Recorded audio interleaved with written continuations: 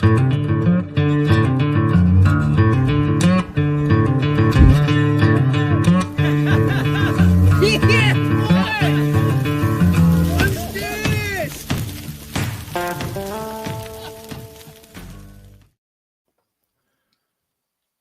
evening. It's Monday, May 26th, 2025. Welcome to episode 112 of Porterhouse and Teal Live. And before I get going here, if you guys could let us know in the comments, are we even able to be heard? Because last time I started speaking and London happened to let us know that I was talking for 3 or 4 minutes and nobody was able to hear. So I had to start the whole thing over again. So yeah, thanks guys. Hogs 14's in the house, Gaines and London Pickering. Good evening, you guys. And it's great to see you all. Yes, welcome. Including my lovely wife over here to my left. She was gone most of the day, so we really haven't had a time to really chop it up too much together. But we're both here joining you tonight on a Monday. And this episode might be a little uncomfortable for some because as I was putting it together, the main topic that I wanted to talk about tonight, which is kind of like two different things that I'm going to speak on, it kind of hit me that it's almost like it felt like a train that has left the station and there's really nothing you can do to stop it. And so I don't know if it's all that, important or something that we really need to get that worked up about. But it is something that I question, and it is a little uncomfortable at times when I think about this. So if you're a little depressed or you're on the edge, this episode may not be for you. But the good news is this, guys, is what I'm going to pledge to you guys, you, the listening audience out there, is that I'm going to make a promise that this broadcast shall remain commercial free from start to finish. So obviously, at the start on the rebroadcast, there will be a commercial, and then at the conclusion of it, there'll be another commercial. But I'm not going to run any mid-rolls on this particular broadcast. And the reason why I'm not going to do that is because one of the things that really bothers me is having to stop what I'm doing and pull out my phone and hit the skip button every 7 minutes because people put those ads in the middle of it. And oftentimes that's a choice that YouTube will do if you just allow them to. Mm-hmm. They'll just go ahead and plug it in where they think, oh, this is appropriate. Or the content creator will say, well, I want that many in there because I want to maximize the amount of money that I potentially can make off this video.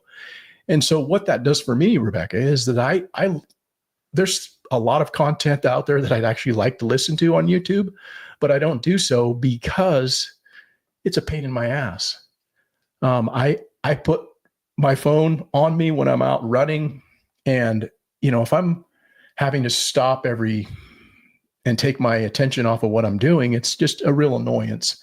And so I wanted to make that pledge to anybody listening to this broadcast that I'm not going to be doing that from this point forward.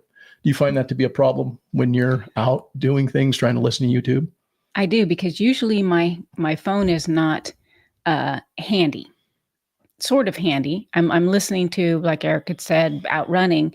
It's in a waist belt that is very difficult for me to continue to run or reach in, try to grab it, try to skip it without it completely screwing up what I was listening to. And then it just becomes a big mess. Yeah. Or I might be listening in my car, and with the new CHP vehicles that are out there, mm-hmm. I really don't want to look down and skip and get a ticket. Yeah. And so I understand people listen to, the few people that do listen to this broadcast. I want to make it as user-friendly as possible for you. So that's the pledge I want to make, because I don't know, if you're happy to listen to this while you're driving in your car, or you're out working in the garden, or you're doing something that requires a little bit more of your attention. Again, it's just a real pain in the ass to have to do that. Mm-hmm. But yeah, Hog says then they'll demonetize a channel and still run ads. Yes. yeah. That's it's an interesting thing. Good evening, Tim Riley. Haven't seen you for a while, but good to see you. Hello. Yeah. What I actually do is I'll go back and I'll listen, because I'll go out for a couple hours of running, And I just like ambient noise. So I'll put on an old episode of Porterhouse and Teal Live and I'll listen to that. And yeah, it's just background noise for me. But I was actually listening to a rebroadcast the other day when I was out. It was episode 95. And that happened to be actually on January 20th. And January 20th, if you recall, was the inauguration of Donald J. Trump, his second term. And I guess what I found interesting, at least for me, is the enthusiasm that I had, and I think a lot of people had at that time, because it was like this new thing coming in, even though we knew what Donald Trump was before, a lot of us, and we had high hopes and anticipations on what he was going to do on his second go round. And all the people that he was surrounding himself with, right? Bobby Kennedy, Kash Patel, Pam Bondi, Dan Bongino, and a lot of others. Mm-hmm. And there was a lot of enthusiasm about that. And so I just found that kind of interesting because, anytime a new administration comes in, the people that are excited about that, there's a certain level of optimism that's going to be associated with the belief that they're going to be able to deliver on the promises that they've made, right? But as time goes on, inevitably, you measure a president and his administration against what they have promised and or delivered, or what they haven't done as far as delivering on their promises. Mm-hmm. And so I have some thoughts about the job that the president's doing, but I wanted to get to that a little bit later in the broadcast. But first, let's go first things first, Rebecca. How are you doing this evening?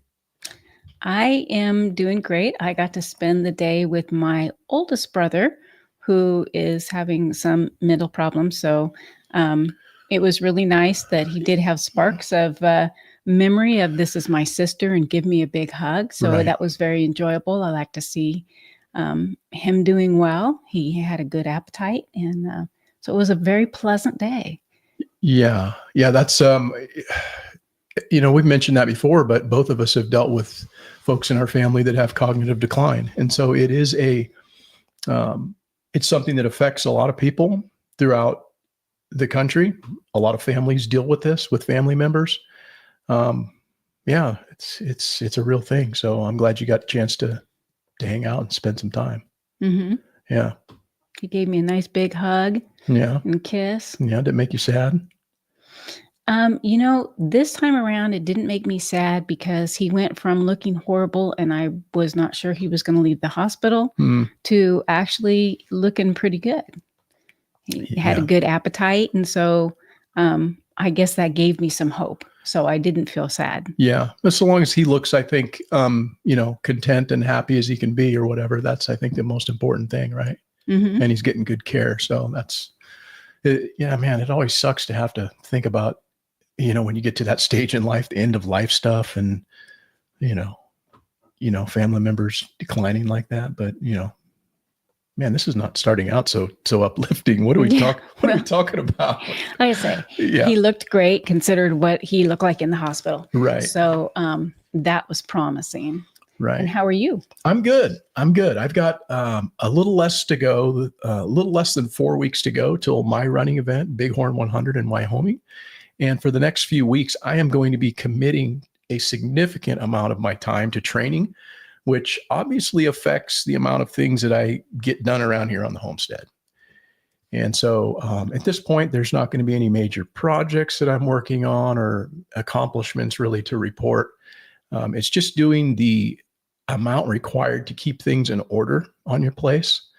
And that actually takes a decent amount of time just in and of itself. So, but yeah, I'm doing well. This past week, I put in my biggest training week thus far in this training block in this cycle. I ran 91 miles last week for about, put that in context, that's about 18 hours of running. So that's pretty significant for me. And that's not including the time that I would spend in the gym or whatever. So, obviously it's quite a lot of commitment, but, how are you doing actually? You just finished your big event. And I did. I would still say that I'm somewhat in recovery mode. Mm-hmm. I am still out there running. However, I had a problem with my arm where I couldn't really raise it above my head. Yeah. I didn't tell you last night I went to turn over and I actually kind of heard this snapping and cracking problem. And amazingly, my arm does not feel as bad as it did. So I must have done Maybe. something that pinched something in the arm. Yeah. But it's good. Oh, wow. So you recorrected it while you just rolled over in your sleep. See that? I'm a chiropractor. Who knew, right? I corrected myself. Man, isn't getting old amazing? It's just like all the things that happen when you get old. You rolled over and you're presto. You're better now. So cool. Right on.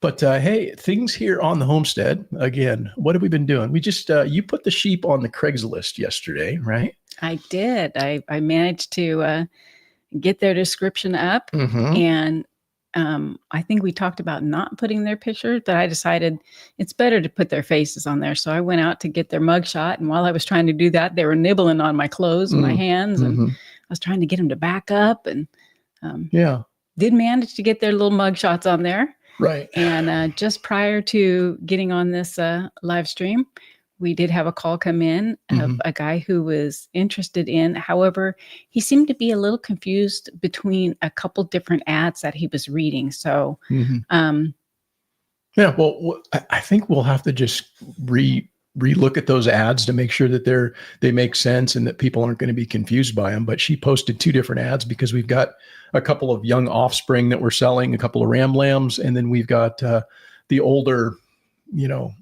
ram and 2 ewes that we're going to be selling as a package deal. So we need to just kind of look at that again and make sure that our prices are set right, and that they're priced to move, because what I'm actually looking at is just getting them the fuck out of here. So you love those rams? No, they're fine. I love them, but I'm just looking to downsize and get less mouths to feed here on the homestead, right? Mm-hmm. And so again, as I spoke about last week, if things aren't making complete sense as to why you have them and why you're doing them, you constantly need to reevaluate that, and that's what we're doing, right? Yes. Well, I'm not the person that's dragging them around unless you're on a race. Yeah. However, I do enjoy going out and giving them crackers and letting them follow me around. The Dorper does get a little bossy every now and then, and she wants to kind of try to jump up and push me over so she can get the crackers out of my hand. Mm-hmm. But outside of that, they're fun for me. Sure. So I managed to trap that ground squirrel, guys. And I had mentioned that in the last week's episode, where I had this thing that was tearing up out there. And then no sooner than I had said that on the live stream last week, we walked out in the evening, go look at the chickens or put them up or something toward the evening. And I said, "Hey, look in that cage, Rebecca." And he was in there, sure as could be. Cute as could be. Yeah. Destructive, but cute. Yeah. So I'm pleased with that, but it's always a constant battle with rodents and things like that here on the homestead. Right? Yeah, he was a big ground squirrel. He was, he was big. You saw the size of that hole. So yeah, he had to be a big ground squirrel. But yeah, I hope everything's going good for you guys out there. We are starting to, again, continually just get a little closer to things harvesting around here in our garden and whatnot. One of the things that I've been starting to focus on a little bit this week is just some summer pruning. It's kind of early for that, but I do have some trees out there that are starting to really put on a lot of vertical growth, a lot of vigor. And I'd rather that not be the case. I want to keep my trees down at a manageable level. And so if you go and you don't prune your trees and try to keep them down at a manageable spot, then you're going to have a tree you're going to have to get up on a ladder to manage. And so typically what I do is once, maybe twice in a year, I'll go and I'll bring down that vertical growth during the summer months. And then that just means less that I have to work on later on. And it also helps to put more growth back into the trunk, into the root system, into the scaffold of that tree. It puts more into the fruit that's been set. And so it's just something that I like to do. Not everybody does that with their trees, but it certainly makes it a lot easier when you go out there and have to harvest. Everything's down at head height or a little above. Mm-hmm. Yeah. Bill Zegley's in the house. How you doing? Lewisburg, Tennessee. Welcome. Hello. Yeah. And then also this week, in fact, just yesterday, I harvested all of our garlic because I timed it really good this year. Last year I was a little long, and I think I watered a little bit too close to the harvest. And so I wound up with some of my bulbs were blown out. And you really don't want that from the standpoint of storage. You want to try to get them before they get to that stage where the paper is still intact. Mm-hmm. Because when it's like that and then they dry in that fashion, then it's going to store much longer, much better for you. And so I didn't have any bulbs out there that were blown out this year. But typically the way that I look at my garlic is that when about 50% or so of the leaves start to yellow and start to fall down and die back, that's a time where I want to start at least making sure that I'm no longer watering, and I'll let for at least a week, maybe more, I'll cut the water to them. And then, essentially anytime after that, you can start to harvest because you're going to get more of that dieback, and, they're essentially not going to grow anymore. Mm-hmm. But I planted these middle of September, and now it's almost June. And so you're looking at a little over 8.5 months. So in between 8.5 and 9 months, and that's just about right timing wise, at least for what we have done here in the past. Well, typically we have put the bulbs up in a dark place and hung them in like a closet, Mm-hmm. in bags. But this year I'm actually going to keep back some for fresh garlic. I am going to freeze dry some, which should keep for a lot longer, Mm-hmm. and do some garlic powder so I don't have to purchase that from the store. Yeah. I'm going to make my own. Yeah, of course. Well, you've done that in the past. You just didn't freeze dry it. You did it in another way with the dehydrator and such. But right, which made the garlic powder. Mm-hmm. Yeah. So this will be different. We haven't run it through the freeze dryer, and we were a little concerned that it's going to make it smell or whatever. But we're just going to do all of our onions and garlic in that way, and then we'll go from there. But I got a good harvest this year, and I'm pleased with that. But it'll probably be another couple of weeks before they're fully dried and ready to start processing further. But yeah, I personally don't have a problem with the house smelling like garlic. Not at all. Not at all. Let's see here. Let's see. Okay, Gainsborough. Yeah. So probably this weekend, because last weekend I put out the video on Rebecca's race, and if you haven't checked it out or seen that, I would invite you to go take a look at it. And I feel cool about I'm grateful that I was able to capture as much of the footage of our time there and the time that she put into her training. And I compiled a little mini documentary, if you will. It's about 20 minutes long. And I think it turned out really well. Mm-hmm. Yeah. I like it. Yeah. So congratulations again. Thank you for doing it. Yeah, you betcha. So anyhow, the video that I'm going to put out this weekend is really kind of a video just explaining why we are no longer going to have roosters here. And I'll let the video speak for itself when it's released. But again, a little bit of a downsizing here on the homestead and readjustment to the things that we've got going on. So anything you got going on, Rebecca? Yeah. Well, before you get off the video, which video? Of the one you did for me, which I didn't share to you because, I just thought that you would think I was crazy until I heard a friend of ours talking about him racing and the things that he saw while on a race.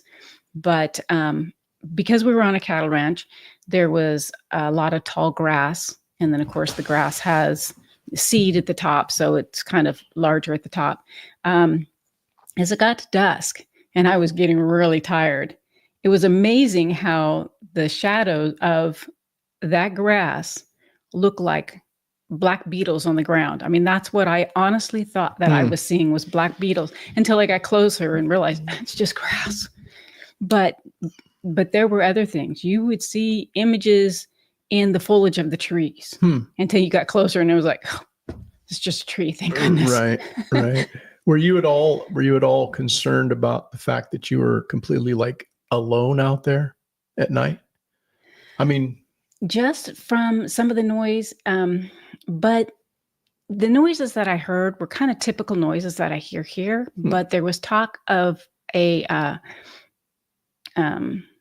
not a cougar, but there's a mountain lion. A mountain lion. That's a cougar. Okay. Yeah. There was talk that there was a mountain lion out there. Yeah. So, that was kind of stuck in the back of my head, but I didn't see anything. I didn't see any wildlife. I did see a deer. You didn't see any people for hours while you're out there. I didn't see any people. It was just me. Honestly, I thought that people were cheating and going on the easiest loop because I was out there by myself on the hardest loop and there was nobody around. Right. Yeah. It's interesting at night. You kind of don't, you don't, at least for me, I don't ever feel like, in a bad way or anything out here by myself in the dark, whatever. I'm used to that.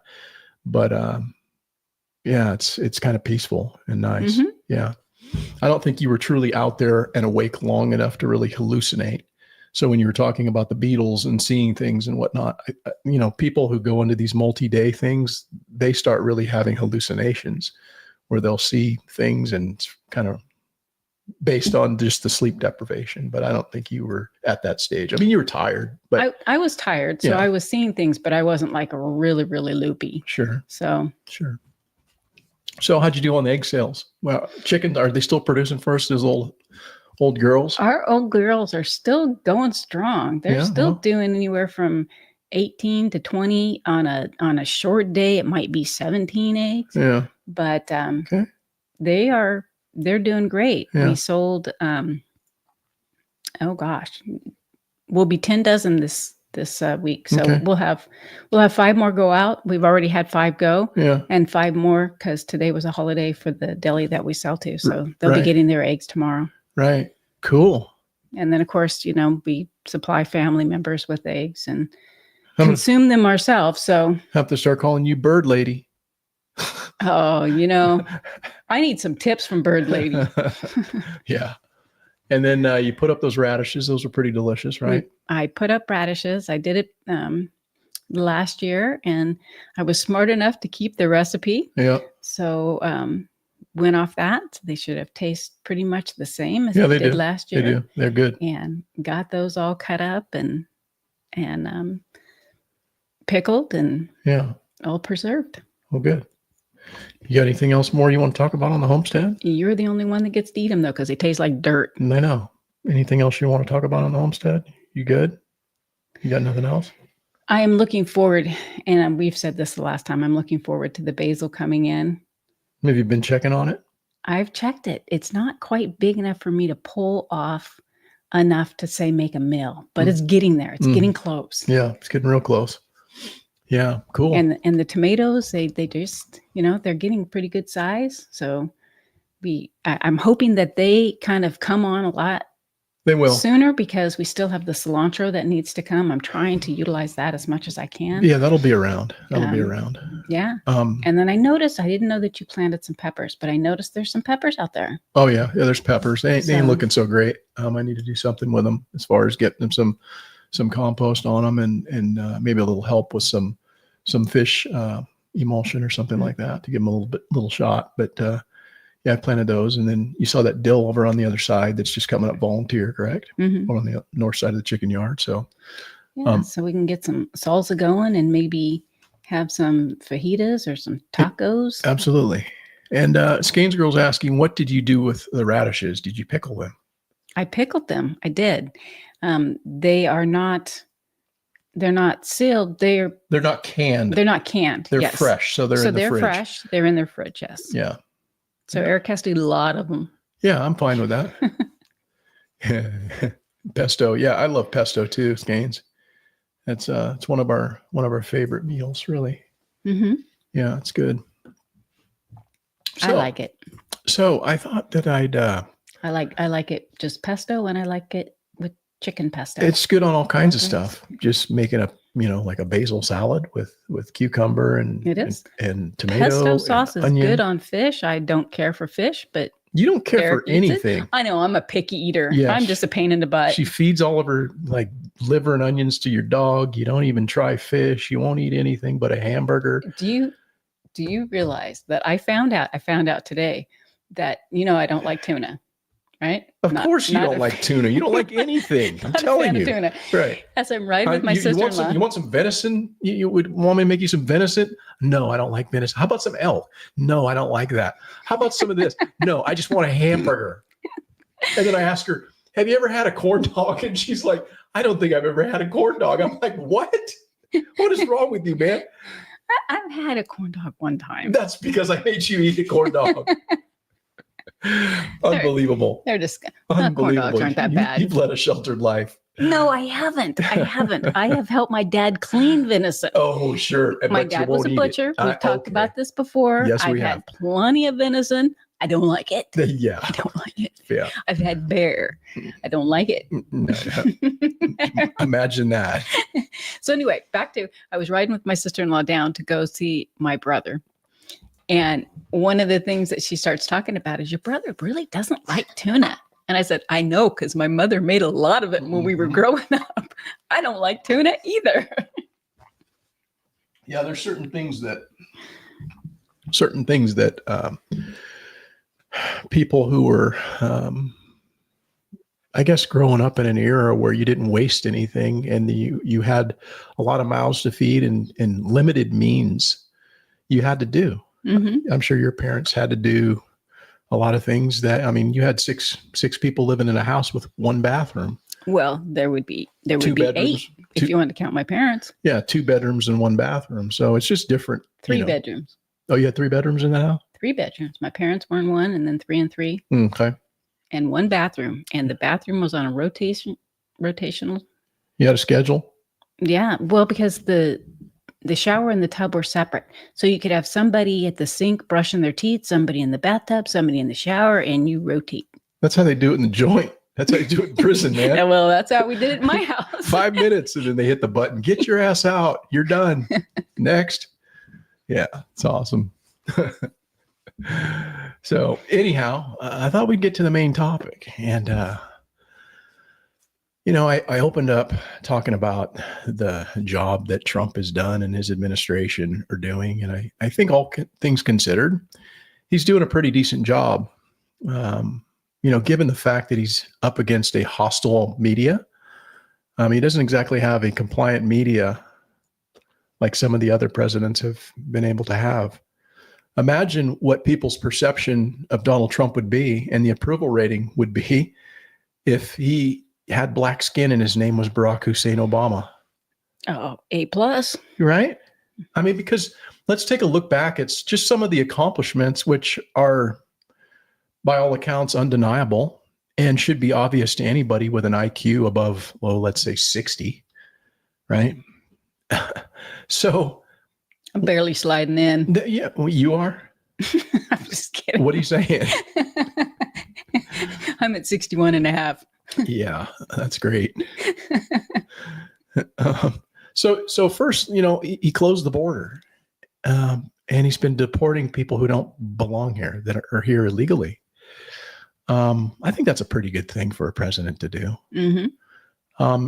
He's been very aggressive at strengthening our energy policy by reopening the things that Biden closed and expanding into a lot of different areas. He's not exclusionary, saying that you will only use green energy. He's saying, let's use green energy and let's use nuclear energy and let's use fossil fuel for energy and let's explore and use it all because we need to make America strong. And I think that's, again, something that most all of our presidents should have been doing. Should have been, yes. Correct. He's renegotiating, trade deals, which are going to leverage this country in a better position, right? He's not wanting this country to be taken advantage of by so many other nations who have been taking advantage of us for decades because of poor trade policies going all the way back to Ronald Reagan.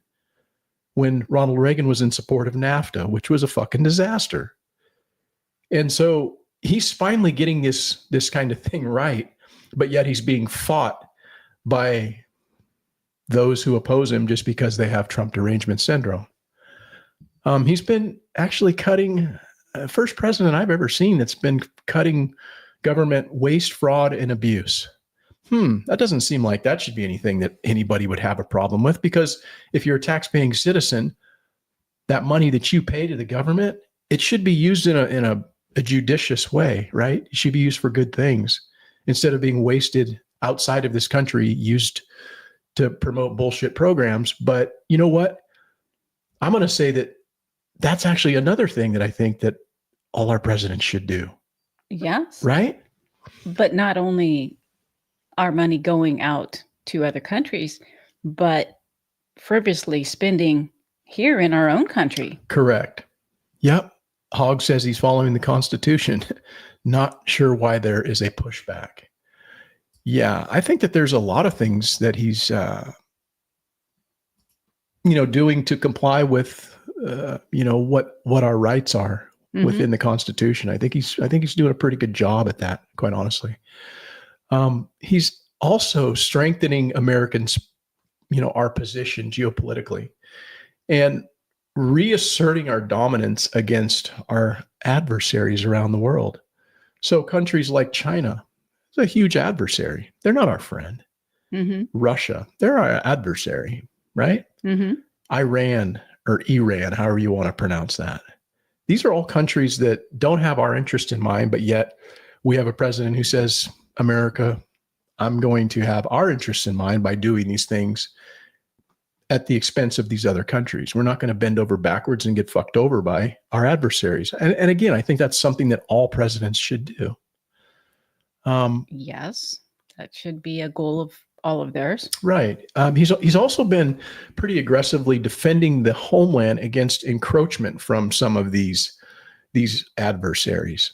So when he saw that, hey, the China's having their influence in the Panama Canal and going to be taking that over when that's something that we built and we used to own, but it was given away by, one of our past presidents, who was, again, probably now the second worst president in modern recent history, right ahead of Joe Biden, who has to take the cake on that. But nonetheless, I digress. And then also looking at Greenland. These are things that I wouldn't even have thought of, quite honestly, because I'm not in that position.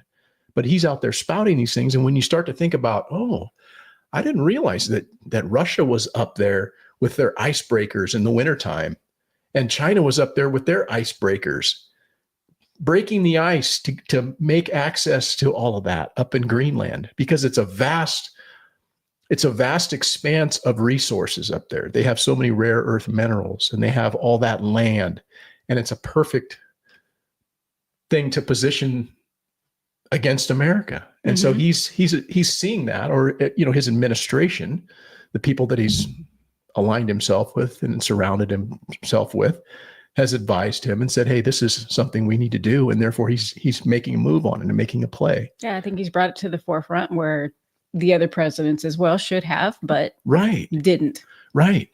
And he's securing rare earth minerals. That's nothing that I would have thought of. But, when you think about it, that's what is going to drive industry. We need lithium. We need cobalt. We need this for all these different things that are going to be happening in the future, because this is where the future is taking us from the standpoint of technologically. We're no longer working with just coal and fossil fuels and natural gas. There's a whole different thing happening now.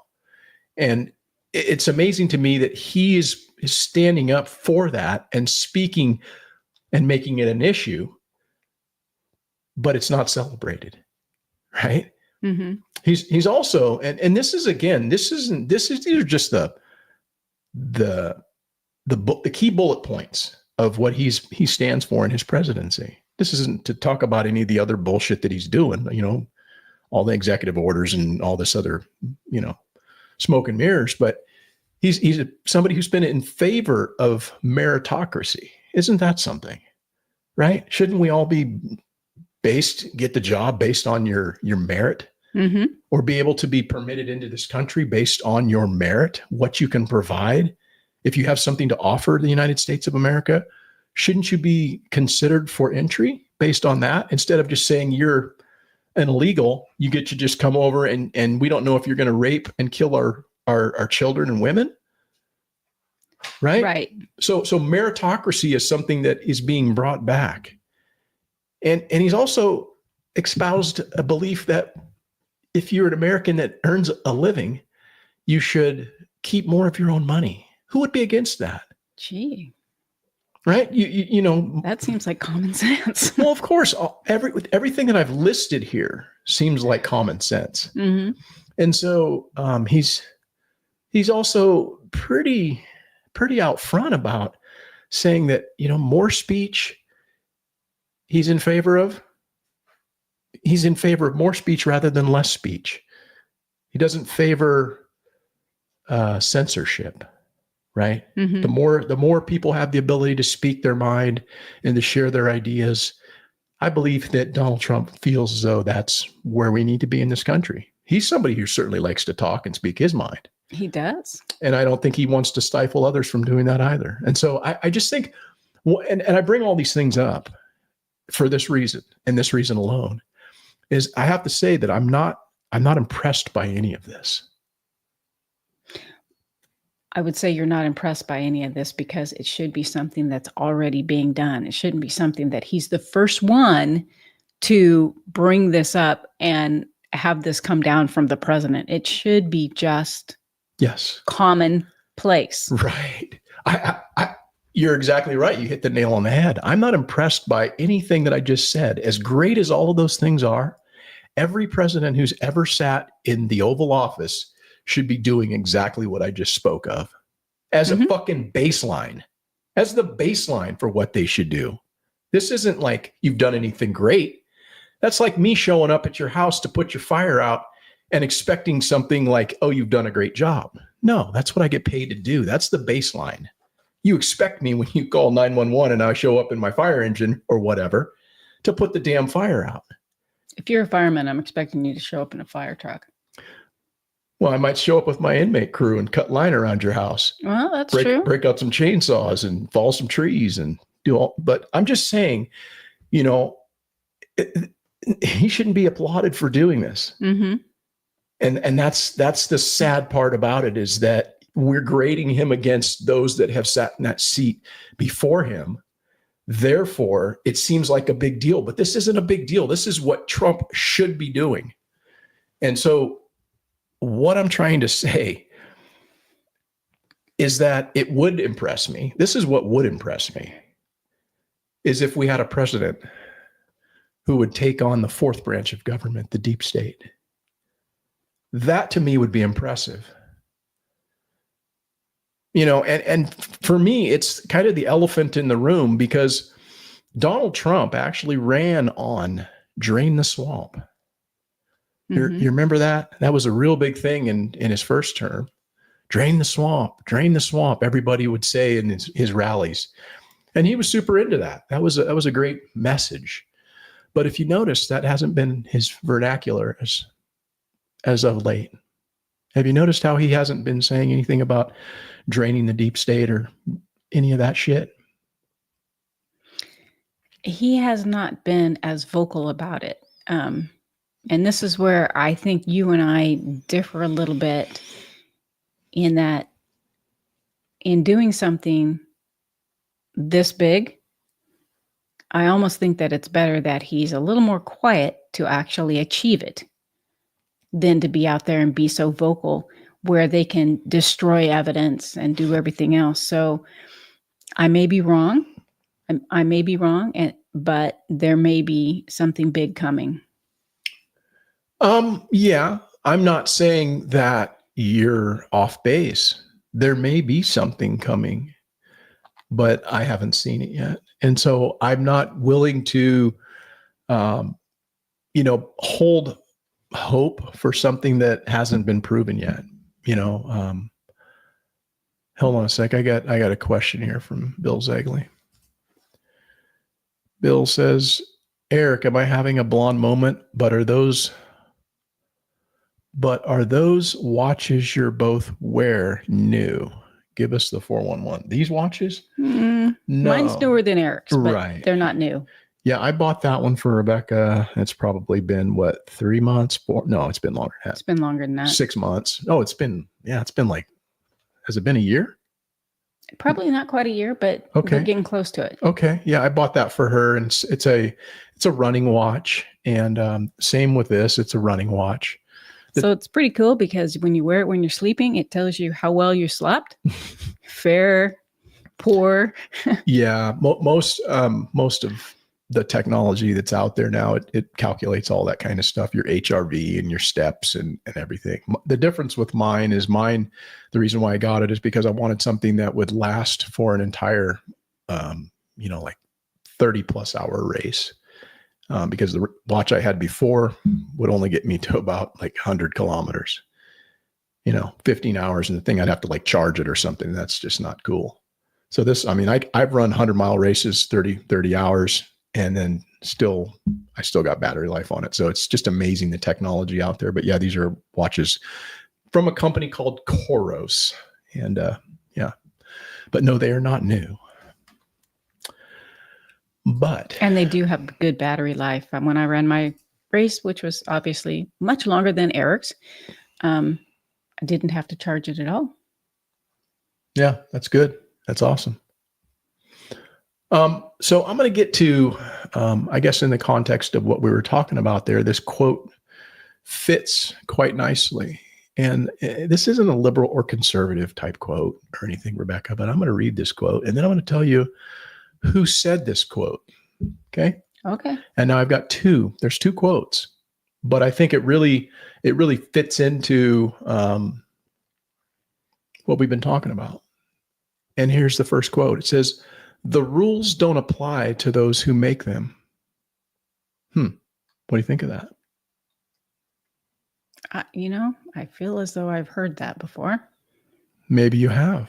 But regardless of whether you've heard it or not before, what do you think about it? Is it true, or do you think that doesn't make any sense, or what? Depending on their status, I believe there are folks out there who actually believe that. I don't think that should be the case, but I think, yes, it is the case. Yeah, of course. I think if you're making the rules, you can kind of do what you want, right? And if you're corrupt. Here's the other quote to go along with that. "Power is about whom you know, not what you know." I've heard that one too. Have you? Mm-hmm. Wow. Who do you think said it? I couldn't tell you who said it, but I have heard that. Have you? Mm-hmm. Wow. Well, that actually came from Jeffrey Epstein, the financier, convicted sex trafficker, guy who got unalived in a cell. Mm-hmm. That came from him, those two quotes. True as they may be. And well, I didn't hear them from him. Oh, you sure you didn't. No, not me. Yeah, but that's who said that. And I brought that up because Epstein is back in the news. I don't even really know if he actually left, quite honestly. But Kash Patel and Dan Bongino, a couple of the guys that people were really excited about coming into the Trump White House to deal with a lot of these issues, this fourth branch of government, right? Mm-hmm. The deep state. They sat down for a media interview with a Fox News host, Maria Bartiromo. And they had proclaimed that Epstein whacked himself. I don't believe it. It's quite contrary to what both of them have said in previous interviews. And so I wonder what it is that they know now that they didn't know then. So there's, in my way of thinking, there's really only three possibilities for what they're telling you. It's true. Here's the first possibility. It's true. He actually did whack himself. It could be that they're telling you the truth because it's the only information that they've been given, right? Mm-hmm.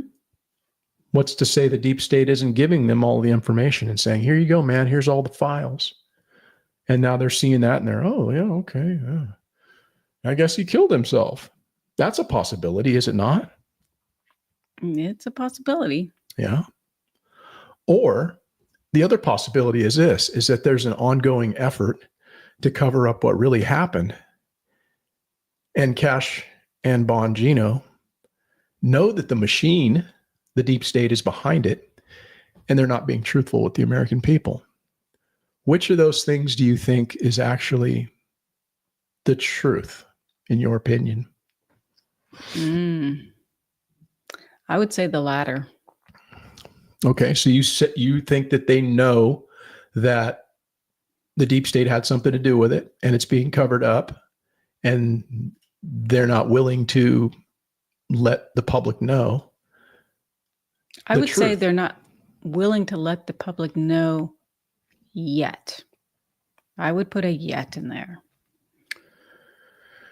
Okay. So there you are, holding out hope yet again. I am. Mm-hmm. And so you've previously said on this broadcast that you're willing to give 6 months. That was your grace period. You said 6 months. And then after then you're going to start really questioning things. So we're not at that point yet. So you're holding true to what you said before about giving them all of this space and room to work their magic, and then bring it all together. Or crash. Yeah, well, I mean, you're holding out hope that they're going to come out and, something big's coming, right? It's like, the QAnon thing. When this happens, you'll see.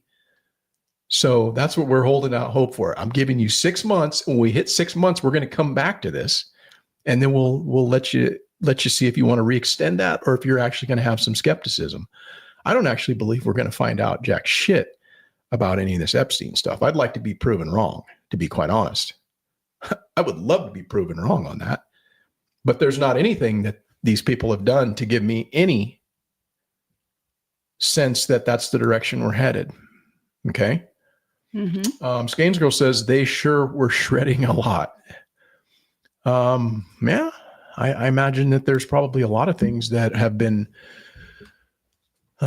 withheld from these guys. I think it's a possibility that they're saying, hey, I think there's a distinct possibility that they've been shown, hey, this is the file, man. Here it is. Here it is.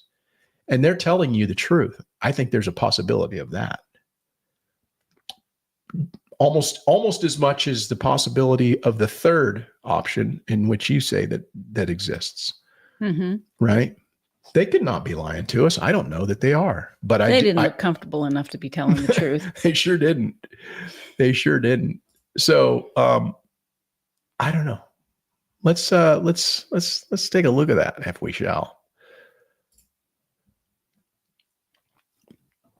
Because as you remember, Dan was a very vocal person on his podcast. He had a pretty successful podcast on Rumble. A lot of people listen to Dan Bongino. I occasionally listen to his clips, and I thought, oh, this dude's like intense. He's on top of these people, man. He's really calling them out. But, it's kind of a different tune now. Listen, that Jeffrey Epstein story is a big deal. Please do not let that story go. Keep your eye on this. Catherine Rumler, we need to keep the heat on this case, folks.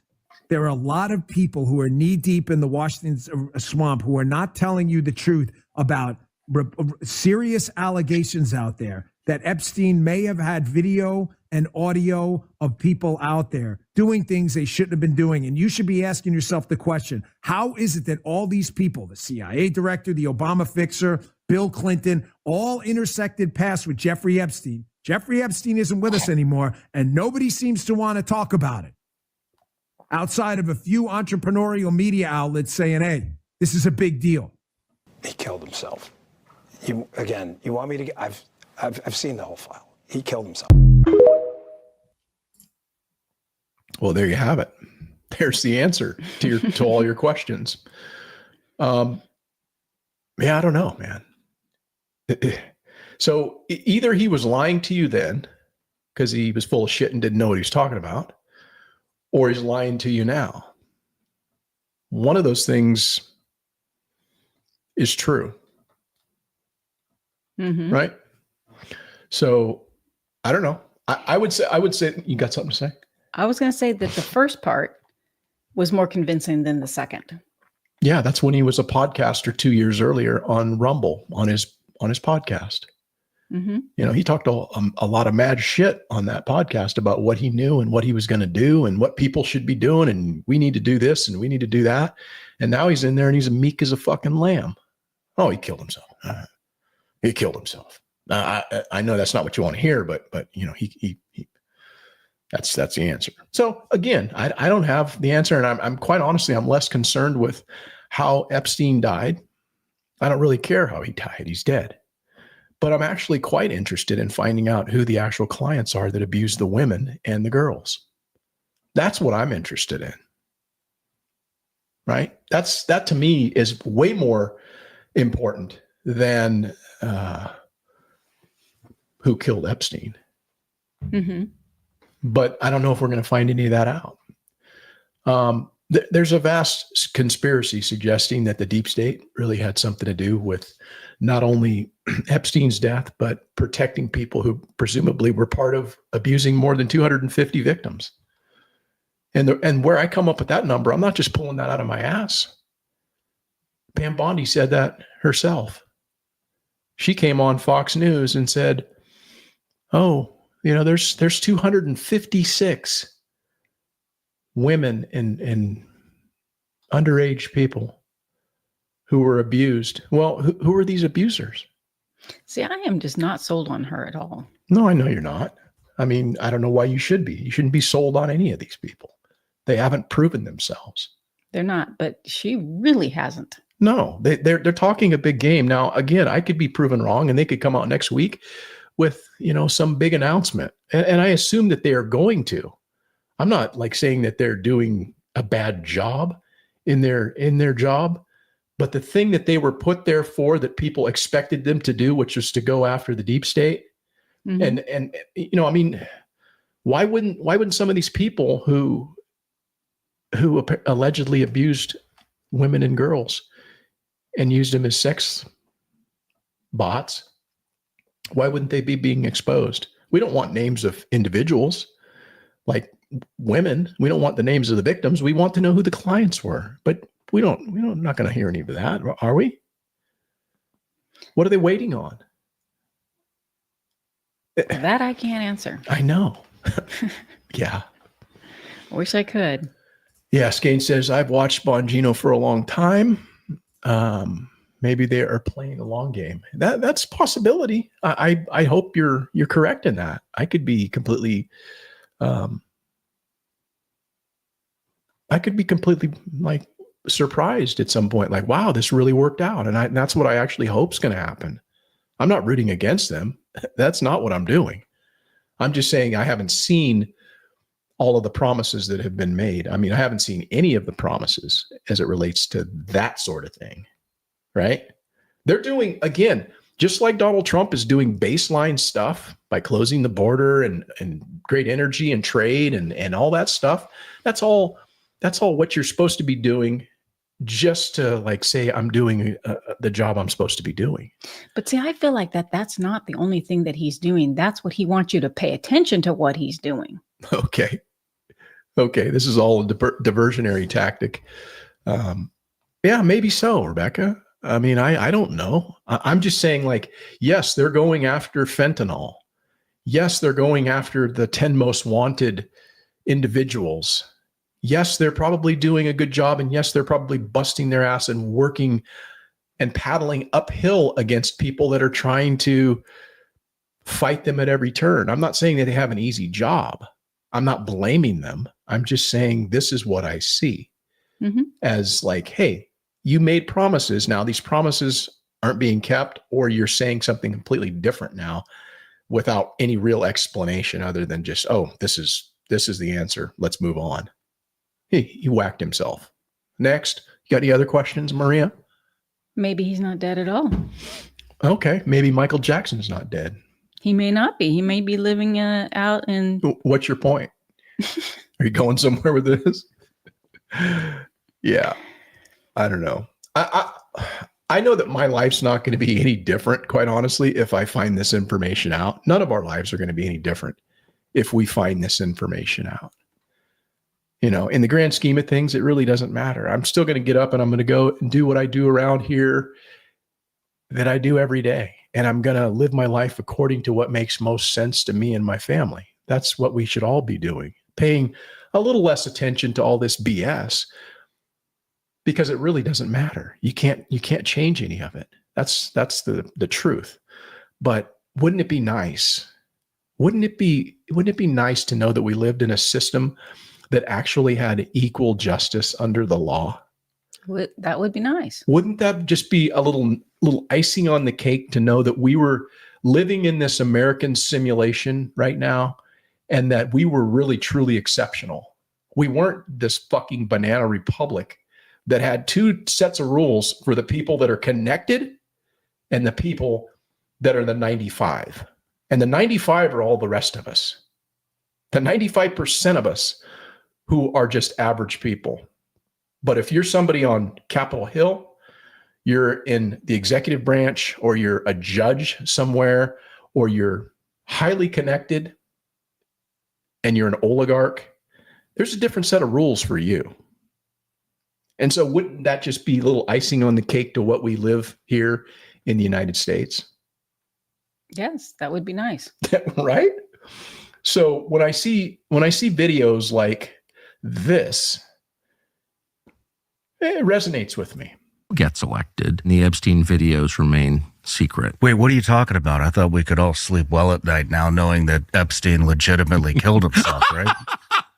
What was that? Did that just come out? You said Jeffrey Epstein committed suicide. You know a suicide when you see one, and that's what that was. He killed himself. You weren't convinced by that? No. Why? I've dug into that, and it's just so spooky. I mean, how do you charge a guy with sex trafficking when there's no end users that have been charged? Who did he traffic to? What do you think that was? What do I think it was? Yeah. I think it was a blackmail operation. What do you think it was? I think it was a blackmail operation run by the CIA and the Israeli intel services, and probably others. You know, French intelligence always has a hand in everything, I've noticed. Probably them too. The usual darkest forces in the world colluding to make rich and powerful people obey their agenda. See, we wouldn't have conspiracy theories like this if there was actual true transparency. I know when Trump came in, he talked about, oh, this is the most transparent administration, da-da-da-da-da. And you know what? Yeah, they've released a bunch of shit, man. Like, hey, here's all the JFK files. Maybe that's all they had. Maybe that's all they let Trump see in his administration. But I guess my question is, because we were told that, hey, they're withholding information, they're hiding documents. Again, this is Pam Bondi coming out running her mouth, talking about what they were doing up there in the Southern District of New York, FBI office. How come none of those people have been fired for doing what they're doing, right? People just do shit. They send money around the world. They take money and pilfer it. And that's a crime. But yet, Should be. Well, don't you think it's a crime? It is. Right. We're talking billions of dollars. But yet nothing has really, in as far as I know, been done yet. I'm not even seeing any hearings on Capitol Hill. So it just makes me question, you know, we're seeing a lot of noise and, you know, Trump's doing shit every day and, you know, oh, he's got all his hands and all this different stuff. And again, that's just baseline stuff that you should be doing as president. He's actually doing the job like it should be done. But there's no follow through with his team yet. Mm-hmm. On certain issues. Some issues there's follow through, the stuff that's easy to get, but it's that deep state thing. It's that fourth branch of government that nobody seems to be able to control. That's the part that they're having a little issue with thus far, right? We thought we had the team in there, man. Kash Patel with his fucking crazy eyes, right? And Bongino, former Secret Service guy, badass podcaster. We thought, oh man, they're going to go in there and heads are going to roll. She's still waiting for 6 months before she starts getting restless. I'm already restless.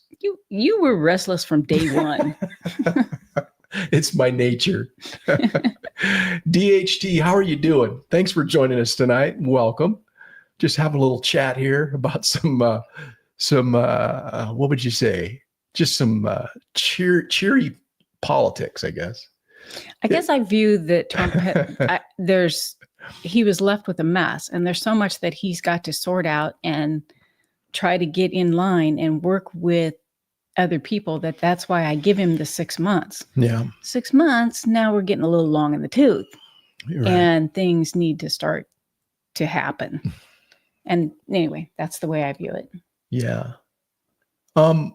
Skane says, would I get a free pass if I was senile and had prostate cancer? Hell no. Boy, that would be quite the trick, Cindy. If your last name was Biden, you might. God, yeah. It goes back to the two-tiered system of justice, man. It's like their rules apply to them in a much different way. And then there's just we all see it, man. Everybody sees it that is just at least a little bit awake. We all see the corruption and everything. And then we just kind of, I guess, what are we going to do? It's better than North Korea. It's better than the other place. So I guess we'll just let it roll.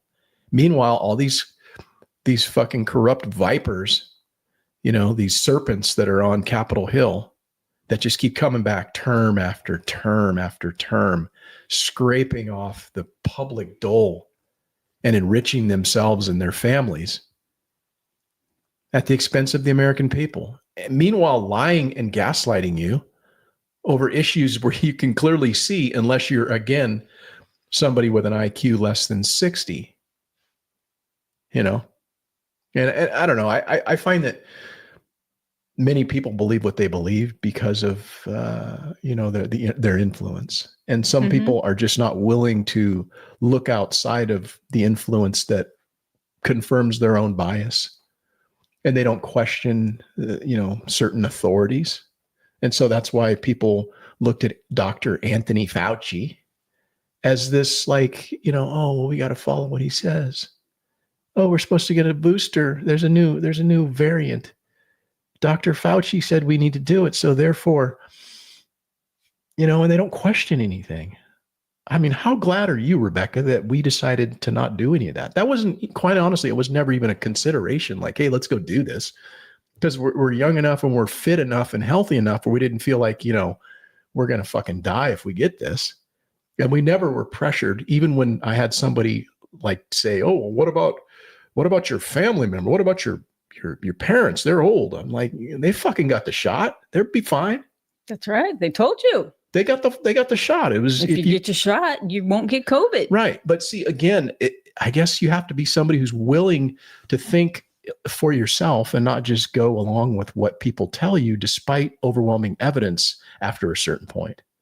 Mm-hmm. How many people do you think would actually, right now, in today's society, what percent, this is a question, maybe I should have done this on a poll, but what percentage of Americans do you think would go out and fucking go through that whole COVID lockdown thing again if they rolled it out basically in the same way? But just telling you, oh, it's a new variant. It's this one's going to be even bigger. How many people you think would be walking around with fucking masks and rubber gloves and face shields and looking out their window and going down to the clinic to get their shot? What percentage I'm going to say people? 20 to 25% of people would do that. Possibly more. Even today. Even today, because you walk out when it's gorgeous outside and there's no reason for them to have a mask on, yet they do. Maybe to Hogs 14's point, maybe they have allergies. They might have allergies. Or pre-existing condition. What do you hear judging people that live in a free society? I'm telling you. I would buy that. I would buy the fact that they have allergies because I have allergies. Yeah.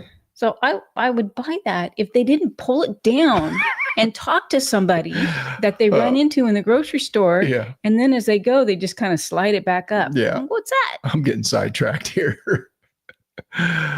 I mean, if they honestly just wore it the whole time, I'd say, okay, well, hey, maybe they've got something. They've got a weak immune system or something, you Yeah. know, that warrants them to wear that. But Yeah. London, to your point, why did any of them need a pardon?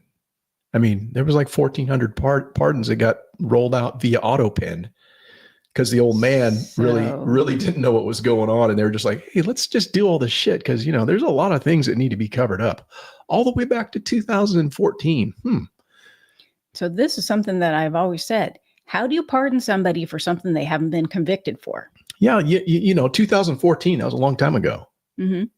You know, like back when Bitcoin was like $20. You can't, if they haven't been convicted for anything, why do you pardon them? I don't know. It's a preemptive pardon. Wouldn't you do that for your family if you're so then they're they're guilty? Let me ask you a question. This is a serious question. No, they have to be guilty then if you're going to pardon them. This is a serious question. If your son was a crack addicted cocaine addict that liked hookers and was involved in like some nefarious shit with a Ukrainian energy company and had no talent, would you pardon your son if you knew he was guilty and you had the ability to do that? Now that's our boy. Would you pardon him, or would you not? And that's a little hard because it's close to the heart, but I'd have to see some promise in there. You're only saying that because it's a hypothetical. That's exactly it. That you're only saying, if it was my boy, yes, I'd do everything I could. You'd pardon him, I would do everything I could, and I would too, to protect him. That's okay. I'm going to give Sleepy Joe a pass on that one. I'm going to give him his boy. But Dr. Fauci, fuck that. You know, that ain't his boy. Why are you pardoning that criminal? At least not that we know of. Yeah. Anyhow. Oh boy, what are we missing here? Let's see here. Rebecca is right. They are guilty or they would not need a pardon. I agree. I agree with Rebecca. Mm-hmm. Yeah, that's to me, that seems to be quite clear. But anyhow, I guess the realization is that we live in a two-tiered justice system, guys. And a two-tiered justice system, it refers to the existence of different levels of justice based on financial means or political status. Ordinary people like us, the 95, may face harsh punishment for minor crimes, while high-profile individuals receive leniency. Never heard that before in my life, Hillary Clinton. Never heard that. You know, it sounds a lot like both of the quotes that I started the broadcast with. The first being, the rules don't apply to those who make them. And power is about whom you know, not what you know. Right? Mm-hmm. Yeah. So here's a question for you, Rebecca. Given the fact that Trump is no longer really talking that much about draining the swamp, do you think he's compromised? I don't think he is. Based on what? I don't think he's compromised because I think Trump is revengeful. Okay. And one way or another, he's going to strike revenge in some fashion. It may be on his way out because that's his last day in office. But that may happen. I bet he's going to drop a bunch of shit before he goes out.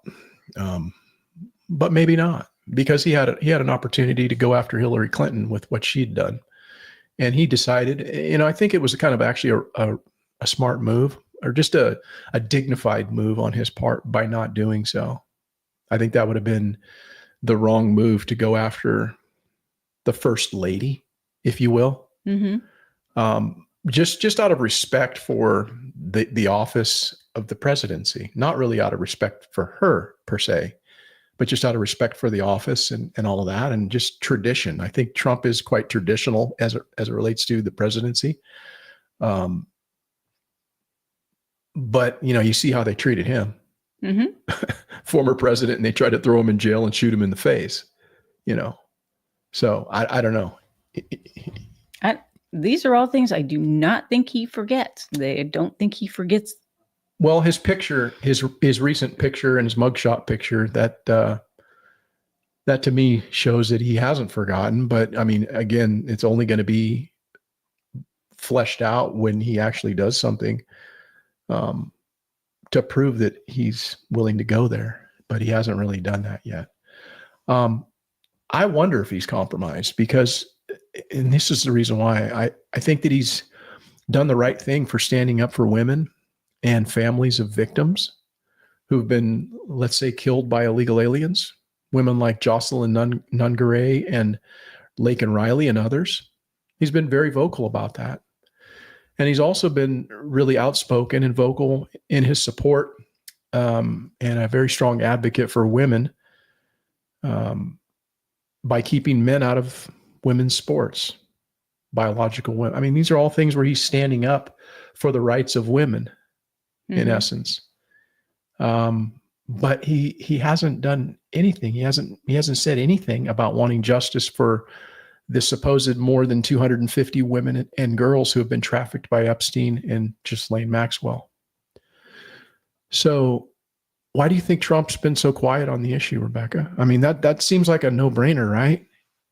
Wouldn't you want justice for the women who are sitting on the sidelines, who are still living, many of which are victims that have lived with the abuse that they suffered from Jeffrey Epstein?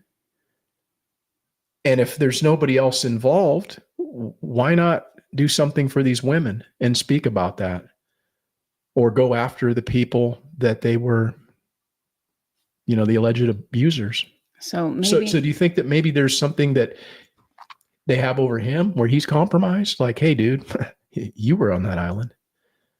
Or, hey, we know some shit about you or maybe this goes much beyond just people domestically. This could go quite a bit, tentacles out to world leaders and different things, because there's a lot of speculation that a lot of the intelligence agencies have a hand in what was taking place on that island.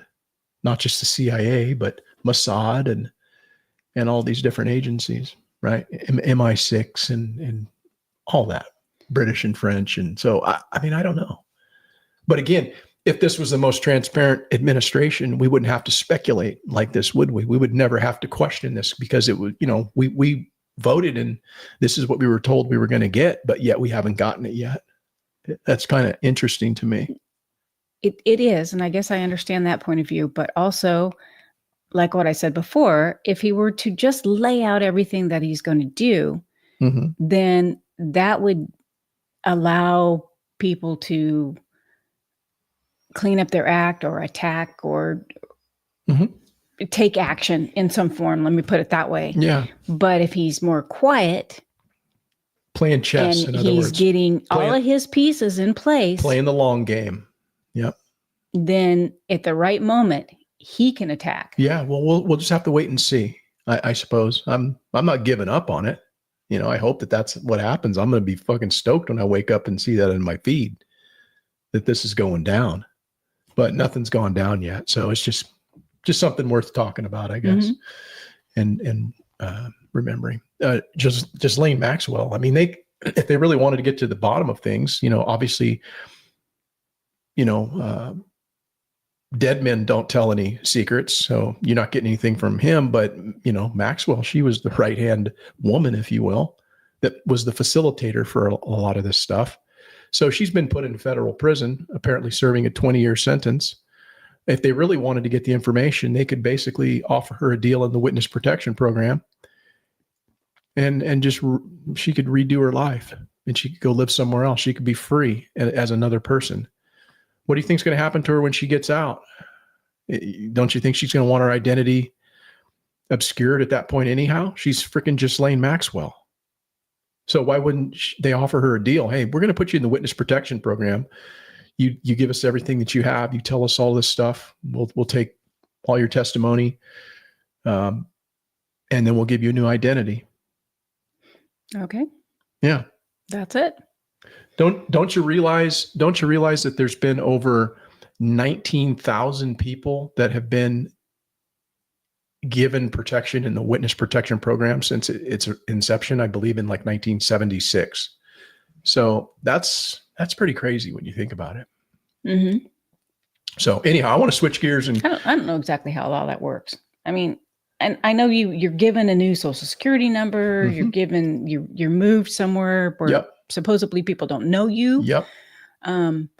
But people go on vacation. Mm. So how do you stop somebody from going on vacation onto that island that they moved you on, and they're like, hey, there's Yeah, I suppose so. They do say that there are some things that you can do to physically change your appearance, which some people have done, dyeing your hair. I mean, those are easy things that's what I need to do. You look fine. I love it. I love the silver. It's very becoming. You look fantastic. Thank you. Yeah. No, there's things that you can do to physically change your appearance, but yeah, they give you an entire new identity, new social security number, new name, new everything. And they coach you through it for a period of time until you get settled into this new location. It's a real big process and a thing that I hadn't realized but when I looked into it, man, there's like thousands, like what I say, like 19,000 or something like that, Mm-hmm. that have been, that's a lot of people, man, that have given up shit. But they could do that if they really wanted to get the information, but they don't want to get the information because they know the fucking information is my point. More than likely. I'm speculating allegedly, right? I don't know any more than anybody else. We're just conspiracy theorists here. But anyhow, let's switch gears to another topic.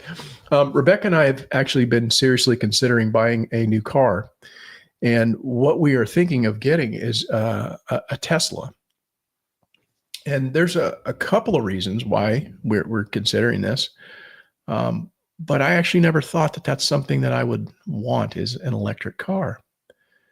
But, the technological advancements that have been made in electric cars, particularly Tesla, has not only caught up to, but I believe kind of like far surpassed, at least my expectations for performance, safety, and longevity of those vehicles. They seem to last very long. They seem to be very safe. And then performance-wise, they seem to do just as well, in my opinion, than a lot of the gas vehicles out there as far as their range and all of that sort of thing. And I believe, and we've talked about it, but it's also a good idea to kind of diversify our fleet of vehicles. So we have gasoline guzzling vehicles, we have diesel vehicles, we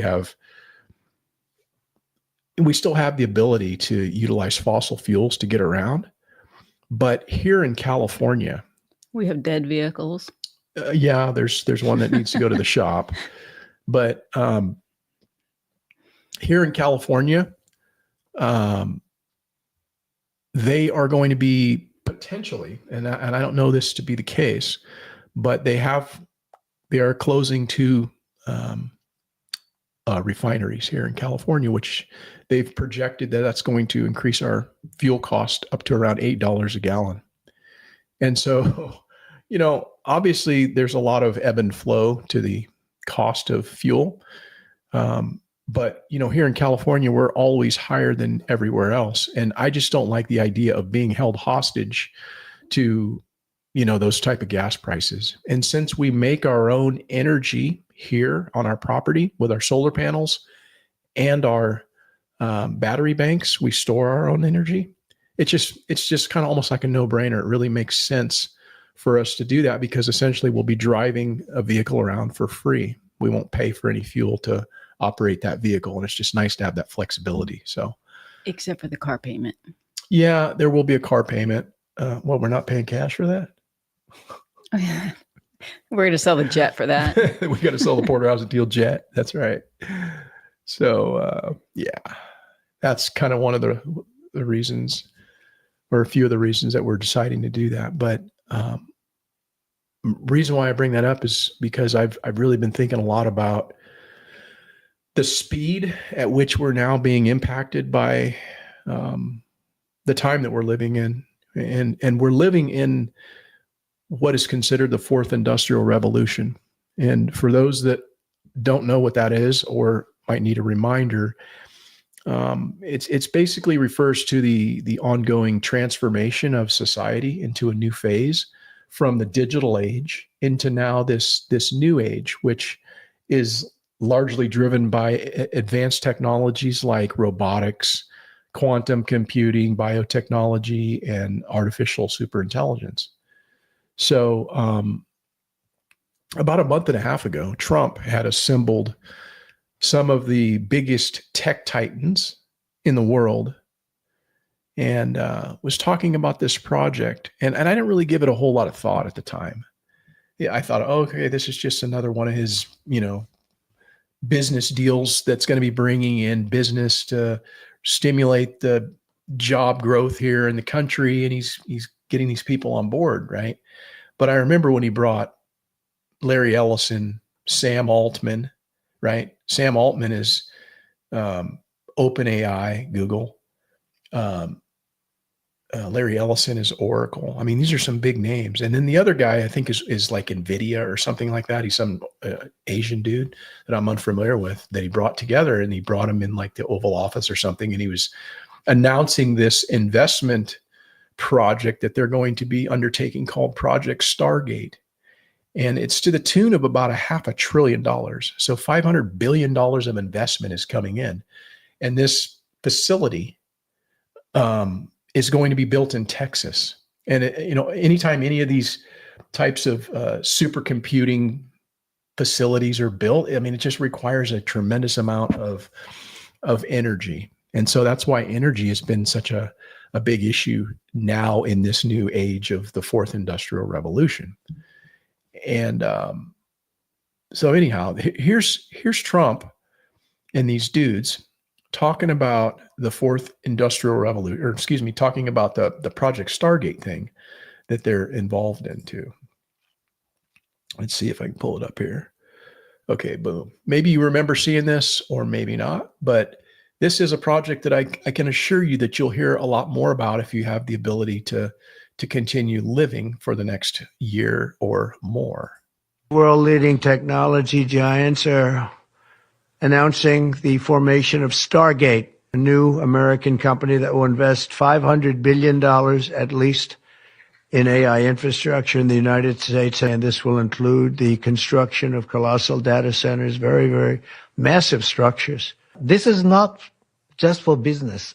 AGI is coming very, very soon. And then after that, that's not the goal. After that, artificial super intelligence will come.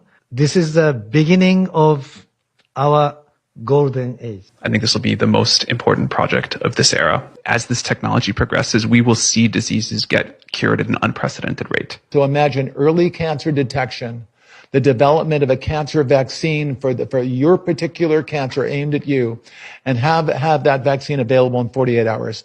This is the promise of AI and the promise of the future. Before I get to that, let's see here. Let's get to some of these comments here.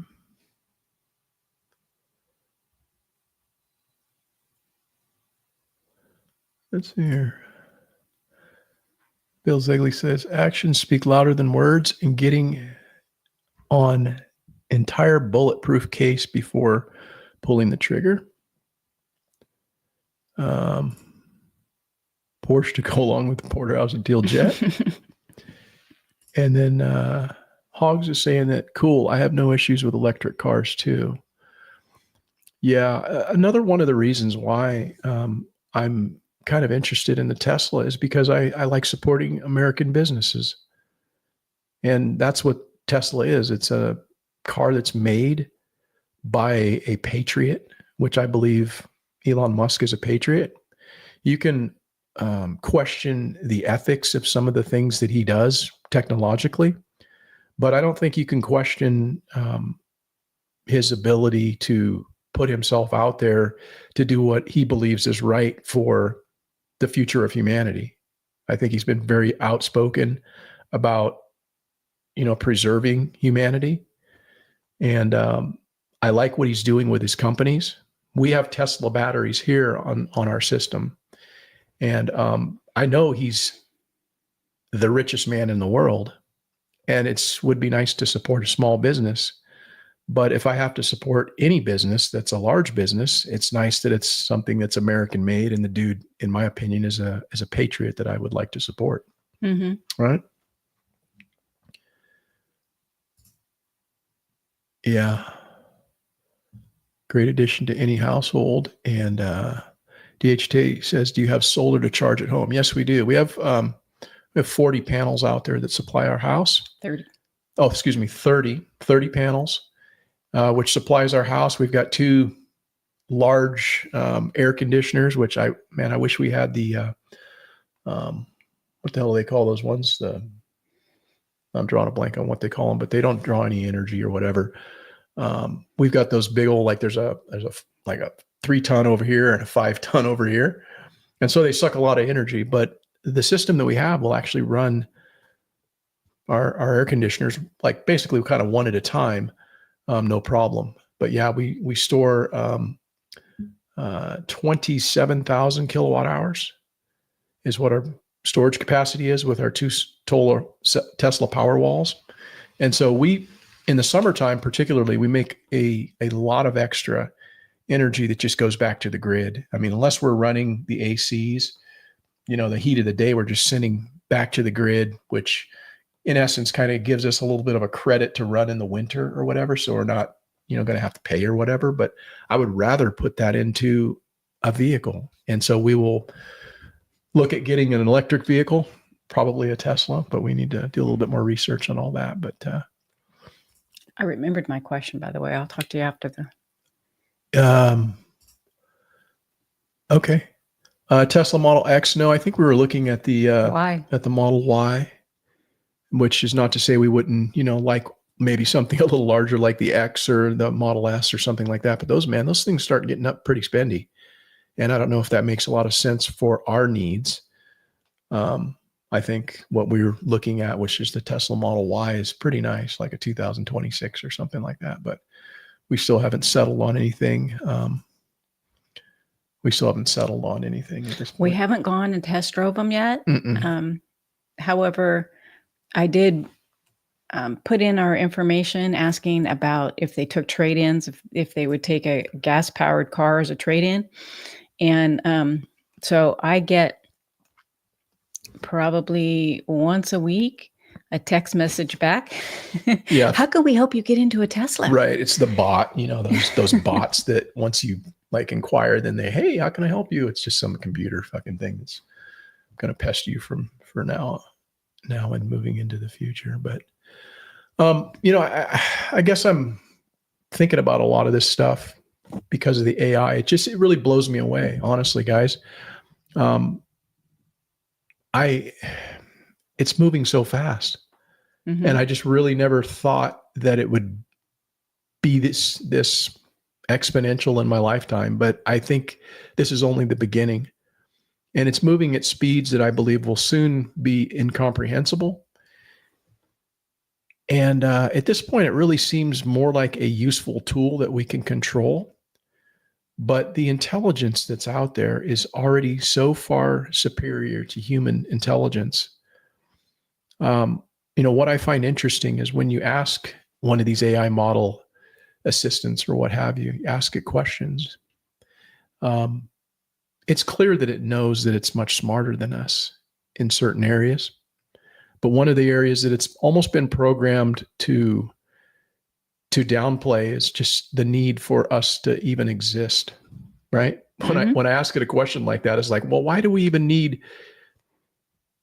school teachers? Why do we even need that? Why can't you just emotion and compassion? Exactly. And so it's basically saying, well, we don't have compassion and empathy, and we're just analytical. And humans, we need that with humans at this point. But why do you think that can't be programmed into an AI? I think that it could be. It absolutely will be, is my point, I guess.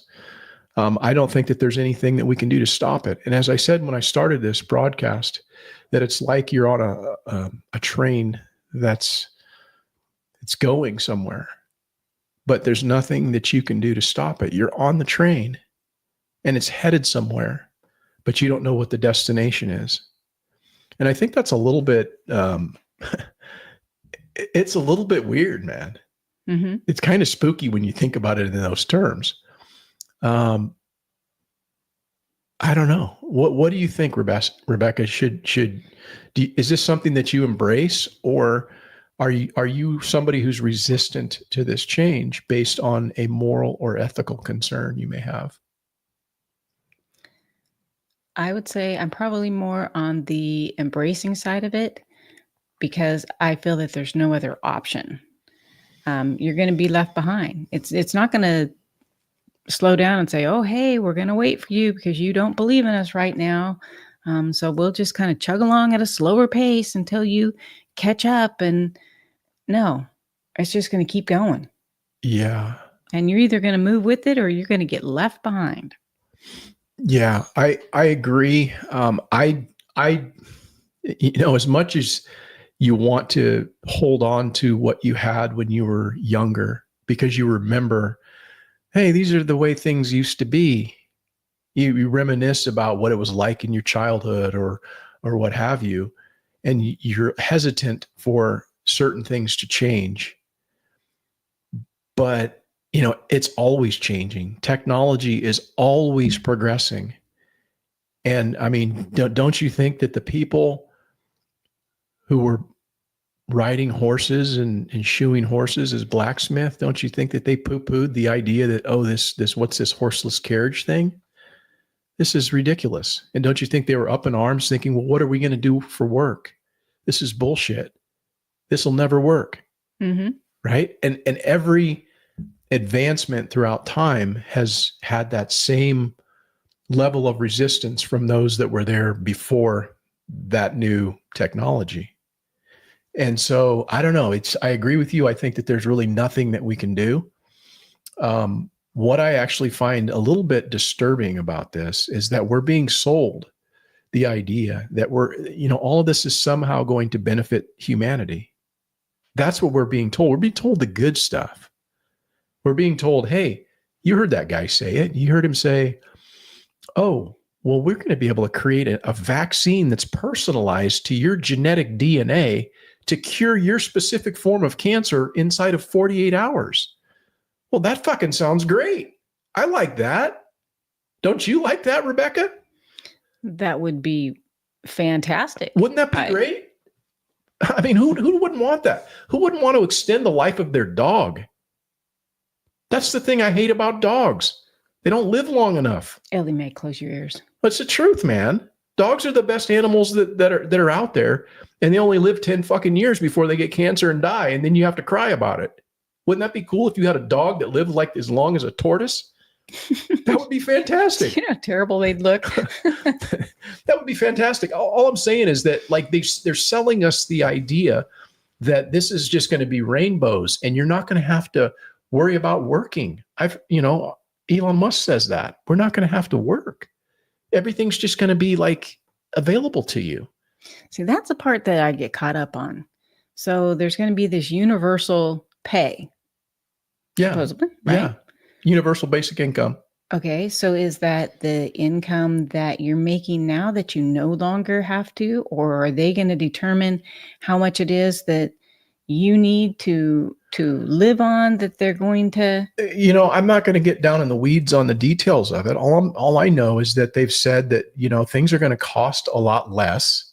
Things are just going to be a lot easier to come by because of the fact that we're going to have all of these robots doing shit for us, and it's going to be very cheap. It's the cost of, so I can, we're having a problem with this because we're seeing where things are going. But if you're born into that world, that's just your world. That's just going to be second nature. That's your baseline. You grew up with there's humanoid robots and this is normal. This is cool. Right? Mm-hmm. The people that are resistant to it, tough shit. Sorry. You don't have to have one. We're not forcing you to have it, but you're going to be left behind. It's like my parents tried to for a very long time. Oh, we're not getting a cell phone. We're not going to, yeah. And when you're that old, you might be able to pull that off. You might be able to get to your last day and not have to comply with that. But even all of your relatives, my relatives that said that, guess what they're doing now? They're going like this. They're taking their finger and they're scrolling. It's because you gotta get with it, man. Mm-hmm. And that's kind of where we're headed. I think what they're actually creating is something that's far superior intellectually and maybe even physically than human beings with these humanoid robots. Far superior than human intellect. Their recall, their ability to store information in memory and process it and put it into some form of a cohesive context is just incredible. I'm blown away by these AI assistant programs. It's like you fucking want to know something, just ask it. And it knows it kind of remembers it's crazy. So how long do you think that humans are going to live once these robots are rolled out? That's going to be very dependent upon who's running the societies, in my opinion. I don't know. I think that. Is it going to encourage more babies being born? I don't think that they're going to. No, I don't think that they will. And I'll get to that in a minute, I guess.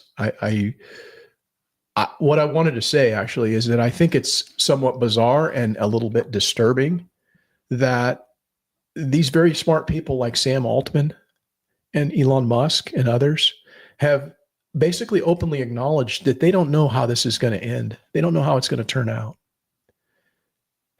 So they're creating something where they just don't know what the end game is. And whether or not this technology will be permitted to become sentient, or even if we will have the ability to control it from doing it on its own, we don't know that. They've said this, which to me, that seems like, why are we doing this? Well, I think one of the reasons why we're doing this is because if we don't do it, China's going to do it. Mm-hmm. Right? They can be all high and mighty and ethical. Oh, we're not going to do this. Well, guess who's going to do it? It's the CCP. And so there's this race in humanity to move us into this next realm of existence. And I can't even imagine. I mean, I can't even believe I'm living and watching this happen. And it's happening a lot faster than I thought it was going to happen. It was not that long ago when I was saying, nah, this self-driving car thing, what the fuck is that? How are they going to pull that off? Guess what? I just talked about a car we're going to get that has the capability of doing that. And in fact, it's a lot safer than human beings. There's a lot less accidents than what human beings do, because you know what? The car has one job. It's to drive. They're not looking at scenery. They're not talking and arguing with somebody next to them. They're not looking at their phone while they're trying to drive. They're not eating a fucking burger.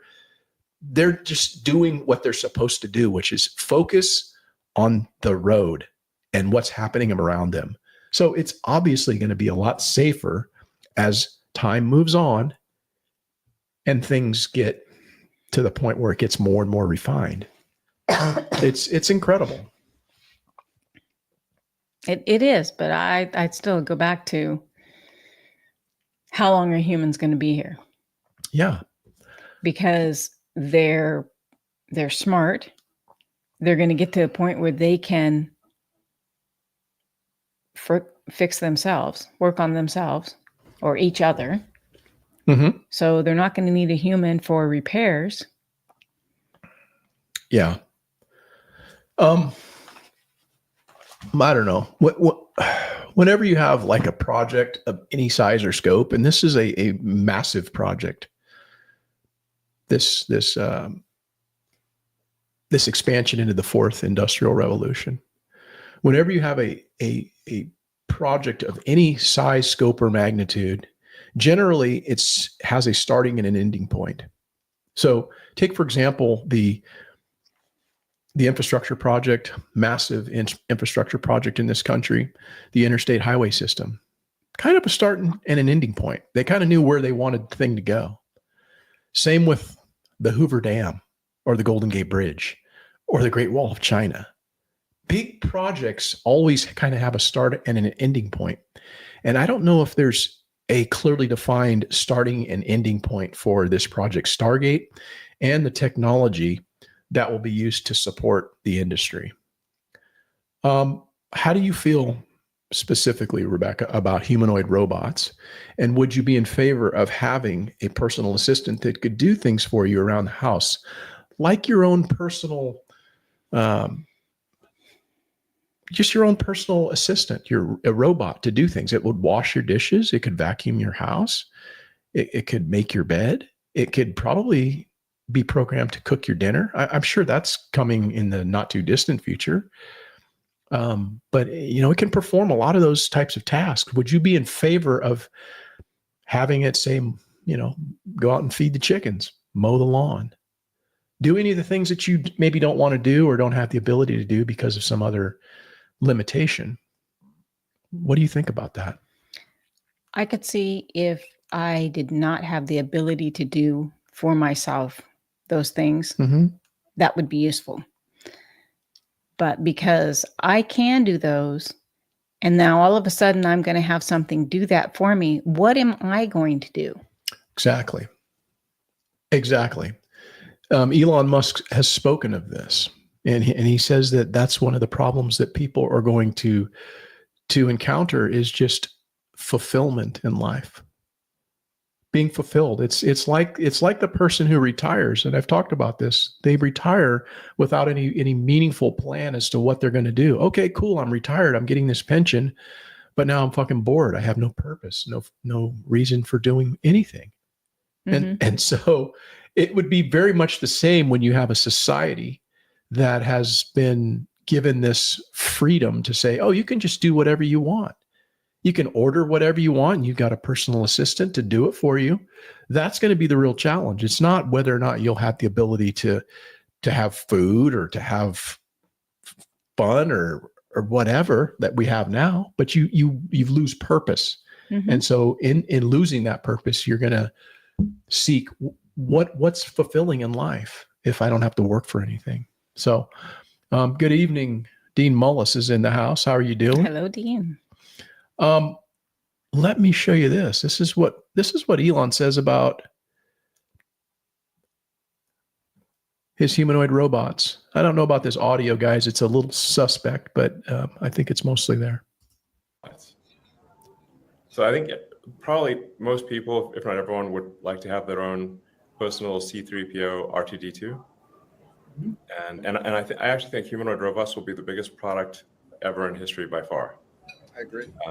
Yeah, it's just wild because you can just say, well, every human is going to want one, most likely, and some will want two, and then there'll be all of industry in terms of providing products and services. So that you have to say, what's the ratio of humanoid robots to humans? My guess is it's at least 3 to 1, 4 to 1, maybe 5 to 1. So we're talking about 20, 30 billion humanoid robots, and it's not even clear what money means at that point, or if there's any meaningful cap on the economy. I think at that point, assuming that things haven't gone awry, in the good AI scenario, I think we won't have universal basic income, we'll have universal high income. So do you think 5 years for my first robot, or? For Tesla, our Optimus robot really is, unless somebody's got something secret we don't know about, our Optimus robot is the most sophisticated humanoid robot in the world. It's got a hand that has 22 degrees of freedom. It looks and feels like a human hand. And we're aiming to have several thousand of those built this year. Initially, we'll test them out at Tesla factories, but then assuming things go well, we'll 10x that output next year. So we'll aim to do maybe 50 to 100,000 humanoid robots next year, and then 10x it again the following year. It's like 500,000 robots in 3 years. That's a lot. So, I mean, I don't know. You guys have probably all seen somewhere on the internet these robots. The Tesla ones are pretty cool. The Optimus that he's got. Boston Dynamics has been doing this sort of robotics for years, but the technology now is just so much far superior, and it's only going to get better. Remember what I said a while ago when we were talking about this in a previous episode, but what you're seeing now is the worst that you're ever going to see it. Think about that.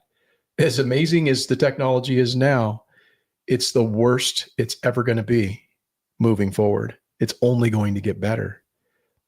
And so, he envisions this to be hundreds of billions of robots that will be working in not only industry, but be working in people's residence. So I'm sure he's going to be making these products eventually in a way that's affordable enough for people, the average person, to be able to afford one of these assistants. I don't know how he's going to pull all this off. I don't know how it's all going to work, but I do have a lot of question about, what's the bad side of this? Because, obviously it seems like, yeah, this is a good idea, right? They're telling you the good stuff, but what about the stuff that they're not telling you? Well, what about the younger kids who haven't got a job yet? But again, if you're coming into a world that's like that, what's the need to have any of that? This is just how things are. That's your baseline. DHT says, I would rather have a Rosie robot. I think he's referring to the robot on the Jetsons was named Rosie. And I don't know, isn't that kind of interesting how when we were kids and we watched that cartoon, a lot of those things are now actually coming to life. Right. Mm-hmm. Not only in the standpoint of like, hey, this Rosie the robot, now they've got robots that are far more lifelike than Rosie ever thought to be. And then you've got basically flying craft. People are sitting in drones that are like able to carry a human being. They're flying around in those things. Pretty soon those will be ubiquitous. They'll be everywhere. And it's hard to imagine that now. But for me, it's actually getting a lot easier to see that come into view when I just see the advancement of the technology. The car that we have that we're thinking of, getting replaced is a 2016. And at that time, that was technology, man. Had heated seats and this and that and all this bells and whistles, right? And now it's like you look at the technology and you're like, holy shit, man, this is crazy. I can just go on my app and I can set the temperature at which I want that car to be when I get in it, or stay in it when I get out for my animal. Yeah. Or you can basically just say, come to me, and it'll just fucking start up and it'll just come to where your location is. It's like, are you kidding me, man? I'm living in the future right now.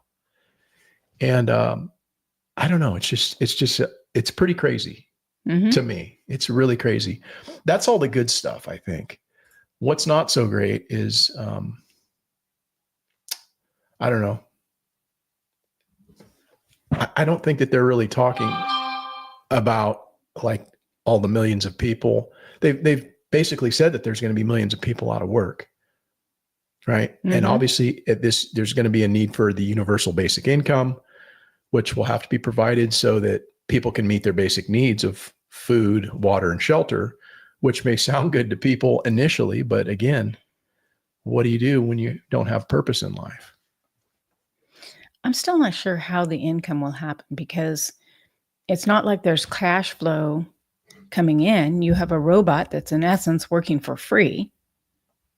Well, what some people have talked about, I heard this is something that Bill Gates had said, is that make it so that,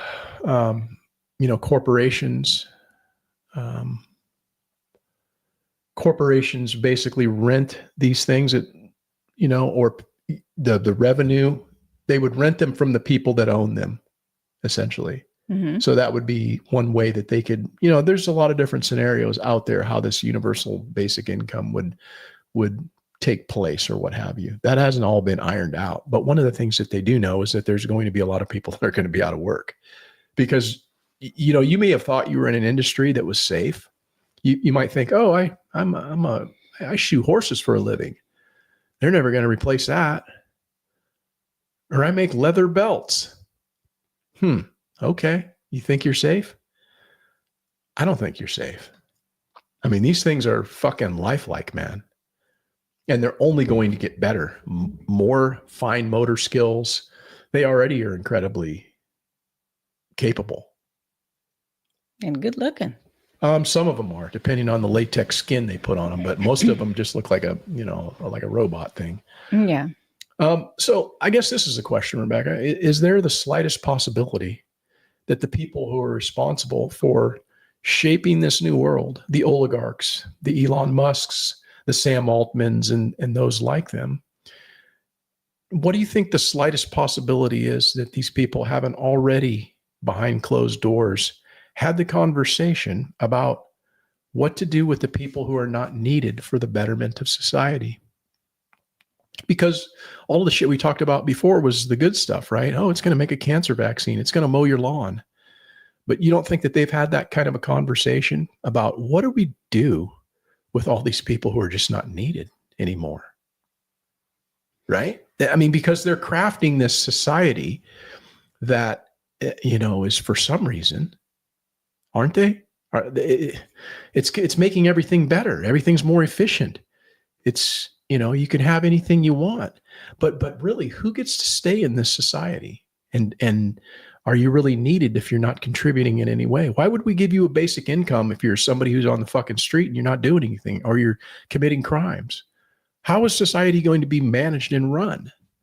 Don't you think that they're going to have a part in saying, what we think we should do with these people that aren't? We're going to have RoboCops. Yeah, I think we will have RoboCops, but what are we going to do with the people like you and I, the 95, that are not contributing to society? Or do you think that they've even had that conversation? I don't think that they're necessarily going to give you a shot for cancer. If you're a certain age, I think they're just going to let you perish.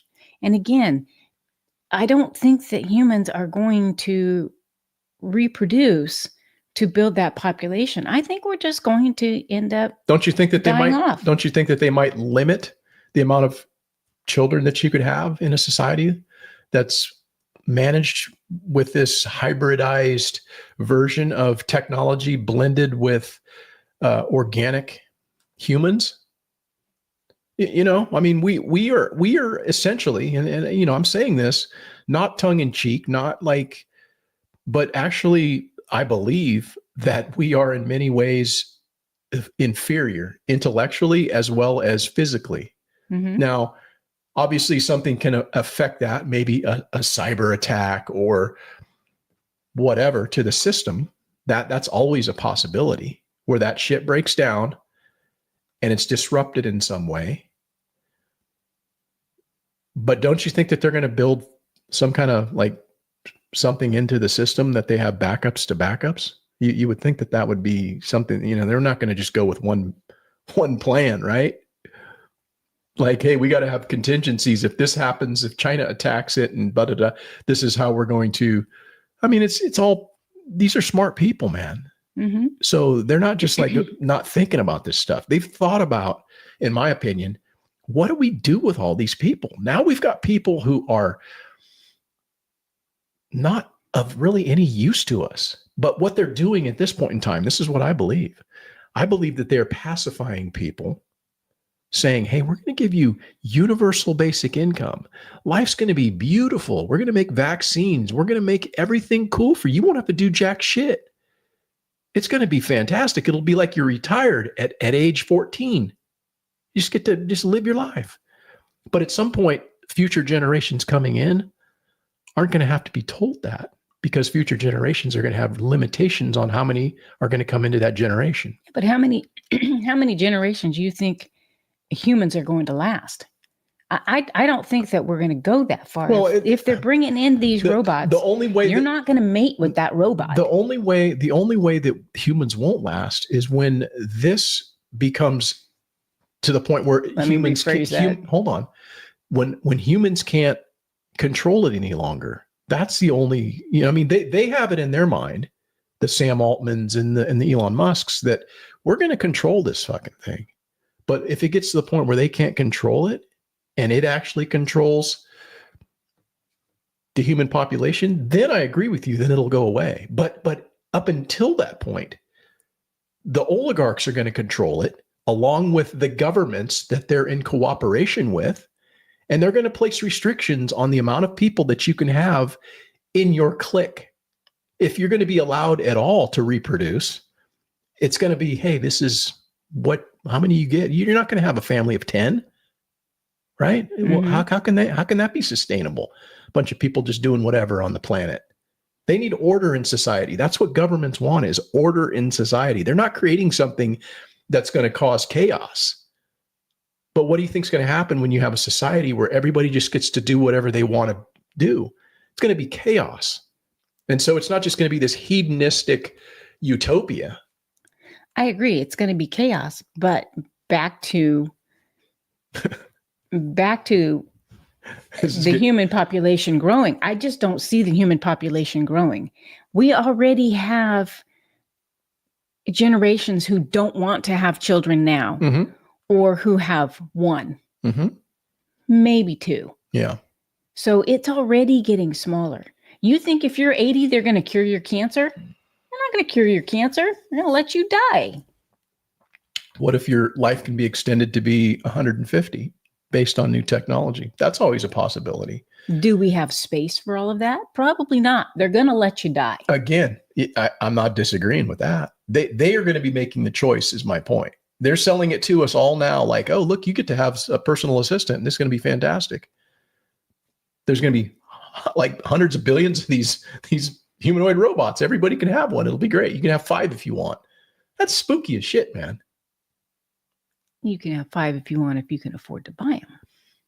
I don't know, Rebecca. They haven't told us the price tag on them. Elon Musk is saying that things are going to be a lot cheaper. Technology, it's just, I don't know what his vision is. It hasn't been clearly defined nor explained. So it's hard to say what they're going to cost and how easy it's going to be to obtain them. But if he's talking about hundreds of billions of these things, I mean, that's a lot of money. Now he's going to get paid no matter what, but maybe he brings the cost down to a point where it's affordable for the average person, is my point. And so that makes it better for everybody until shit goes bad. And when shit goes bad, in my opinion, it's when that generation that is resistant to it is no longer there and everybody's compliant. And all you have is a bunch of people that are just like, oh, this is great. I was born into this. Right. And so it's going to be much easier for them to impose things on that society. Like, oh, you only get to have one child. Oh, this is as far as you can go. And this is the things that you're going to do. No, you can't have a gun. No, you can only do these things. So it gets to be very, I think at some point, it's going to be much different than anything that we could have imagined that this country will be. I don't think it's going to get more free moving forward if we have this technology. It's going to get less free over time. I agree with you that. Initially, it'll be super cool. We'll be like, hey, this is badass.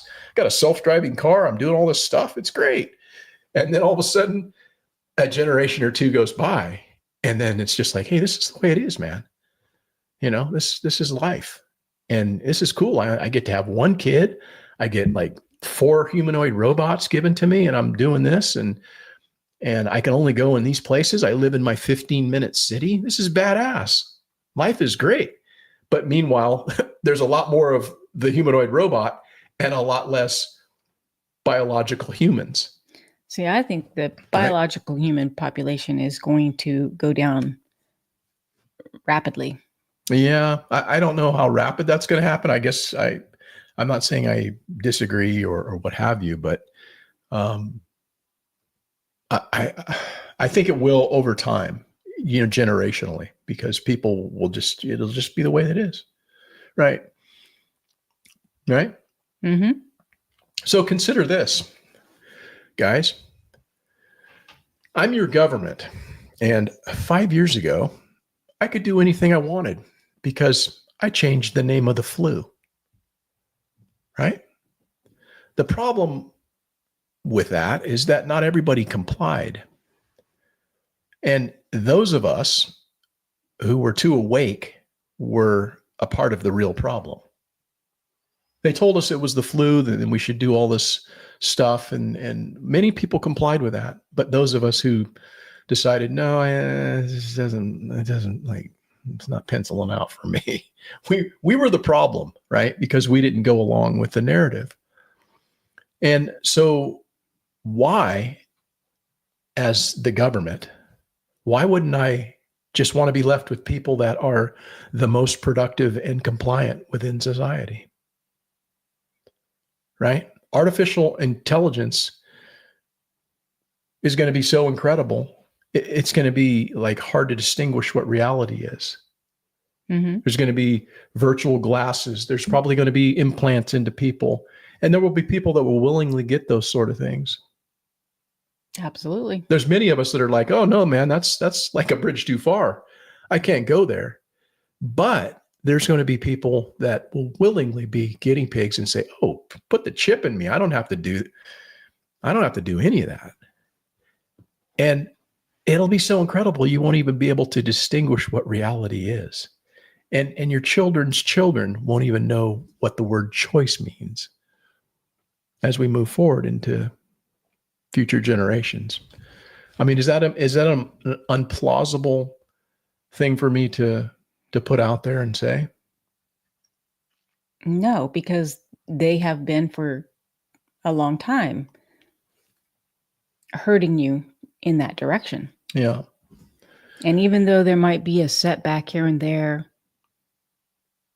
they're still moving you forward. Right. Would the world be better off at this point? This is a question that it's just a complete hypothetical question that will never be the case, I believe, ever again. But would the world be better off without the internet?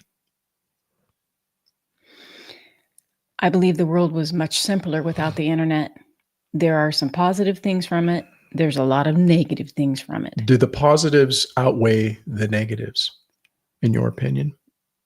For me, I would say the negatives outweigh the positives. But I come from a different time era. So our grandchildren who are grown up with the computer, this is going to be a positive for them. The internet. The internet, yes. This is going to be a positive for them. Right. And so back to my point, it's just your baseline. It's what you're accustomed to and used to. And so if they're putting certain things. Well, I have the ability to look at it from one side and the other side. They're not going to. Yeah. Yeah. We're kind of in a unique position in life where we lived a good portion of our life without any of this stuff. So we knew what it was like to grow up being a kid, in the 1970s or what have you. And you go outside and play baseball. Yeah. Well, ride your bike. You did things that like were, again, to your point, a lot simpler and just, more physical and less connected digitally. And we just live in a different world now, but no turning back. That's why I say you can't fight it. You might as well embrace it. Right. I mean, you could fight it, but it's not going to get you anywhere. Right. Yeah. So this Sam Altman guy, he kind of creeps me out, man.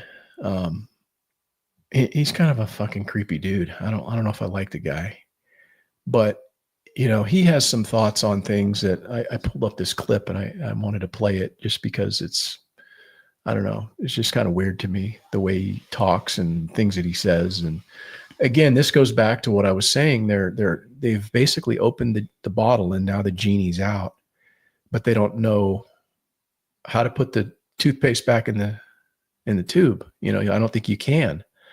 So just take a listen to this.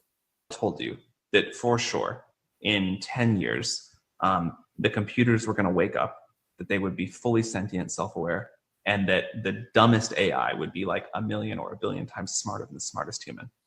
The first question I would hope that you would think about is like, not as what is going to do to the balance of geopolitical power, important in the short term for sure, but like, what is the world going to look like? What is the role for humans there? Like, are we going to all merge? Are we all going to like be separate from the AI? Are we going to like live on Earth while the AI goes off and sort of colonizes the rest of the universe? And I think it's so easy to get caught up in the geopolitical tensions and sort of race that we can lose sight of sort of this gigantic sort of humanity level decision that we have to make in the sort of not very distant future. Yeah. I don't know if I like the way he speaks. I mean, but he's saying, yeah, we don't really know where this is going, but we're going to have to make a decision here in the future about kind of a humanity level decision. Do we coexist with this technology, or are we going to merge with the technology? Is the technology going to be somewhere else and we're going to be over here because we can't coexist? Man, I don't like the way this fucking dude's talking, and he's the one that's building it. Mm-hmm. So you should know this, dude. You should know exactly what you're doing, but I don't know. It's just kind of weird. I guess I could end on this right here, Rebecca. And it's a final question that I'll pose to you. And let me ask you, what or who would you want to spend a day with?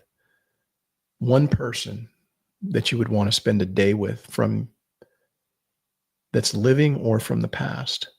Who would that one person be?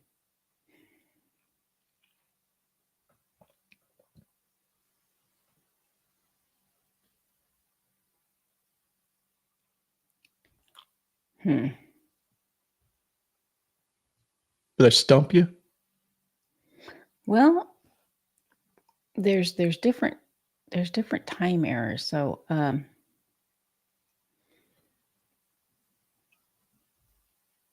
I suppose maybe in the era of like George Washington. Yeah.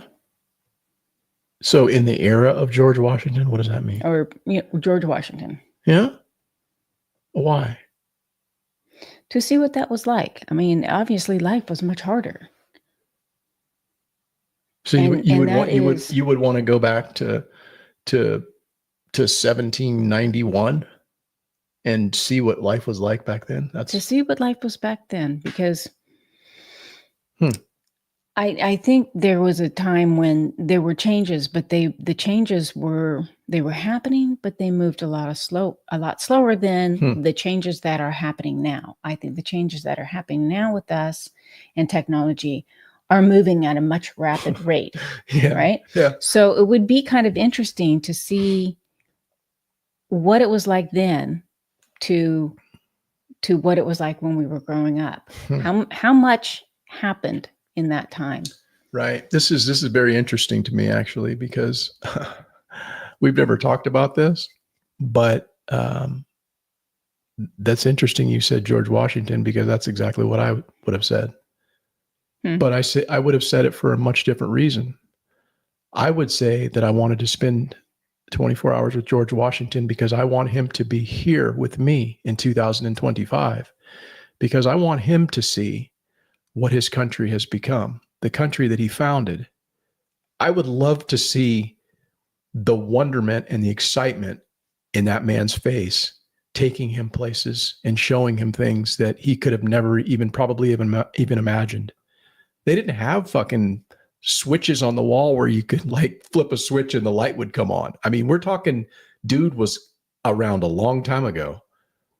And I think it would be unique to be able to spend time with a man like that was the founder of our country, for he could see what it's like in 2025. That's probably my number one pick. And I've thought that for a long time. So that's very interesting. You said that, but you said for a totally different reason than what I would want to do. I think you'd give the poor man a heart attack. Well, I think he would be, very, like, I don't know, just blown away by what the country has become. I would actually like to know how he felt about a lot of things, and just get his take on the political discourse and some of the people that are actually in Congress, because the people that were there at that time were quite literate. They were very smart. And you see some of the things that they wrote and everything. They were smart people, accomplished people. But you look at some of the people that we have now, as elected representatives. And I mean, they're just fucking buffoons. Yeah. They're complete idiots, you know, Maxine Waters and just, you know, just cretins, you know, and I don't know. I wouldn't really want to see his response to that as much as just the whole thing that he started, the vision of the United States of America, to be able to see, you know, he'd just be looking around like, what the hell? Right? Right? Cars? What is this, man? They didn't have cars. They didn't have any of this stuff. And the internet. And I mean, he would just be amazing to me. So, I don't know. We were just talking a little bit about the future and the past in this episode. But I think we'll wrap it up there. It's kind of deep and dark there for a moment. Yeah. Right? We're talking about some wacky stuff, guys. And I hope we didn't offend anybody or make anybody leave it to us. Yeah. So anyhow, I think we're gonna get out, and I do thank you guys for joining us tonight. And we hope to be back next week doing this thing again. But it's supposed to be getting hot here in the valley, right? It's supposed to be on Saturday. It's supposed to be like 106 here. 106. Yeah, that's almost standard issue by summertime. But when it gets over 110, that's when it's like really miserable for me. But it'll feel like 110 when it's 106 because it's been pretty nice, and now we're getting triple digits. So not looking forward to that, but we're going to keep pressing forward here in Northern California. We hope y'all are going to keep doing the same, and we hope that you have a great week. And homesteading is not harmful content. Do you want to say anything on the way out, Rebecca? Any words of wisdom or? Nope. I think we're doing great. I hope to see you guys next week. Yeah. Excited to share this time with you all. Yeah. Yeah. Okay. Well, we're going to get on out. And again, thanks guys. And we will see you next week. Good evening.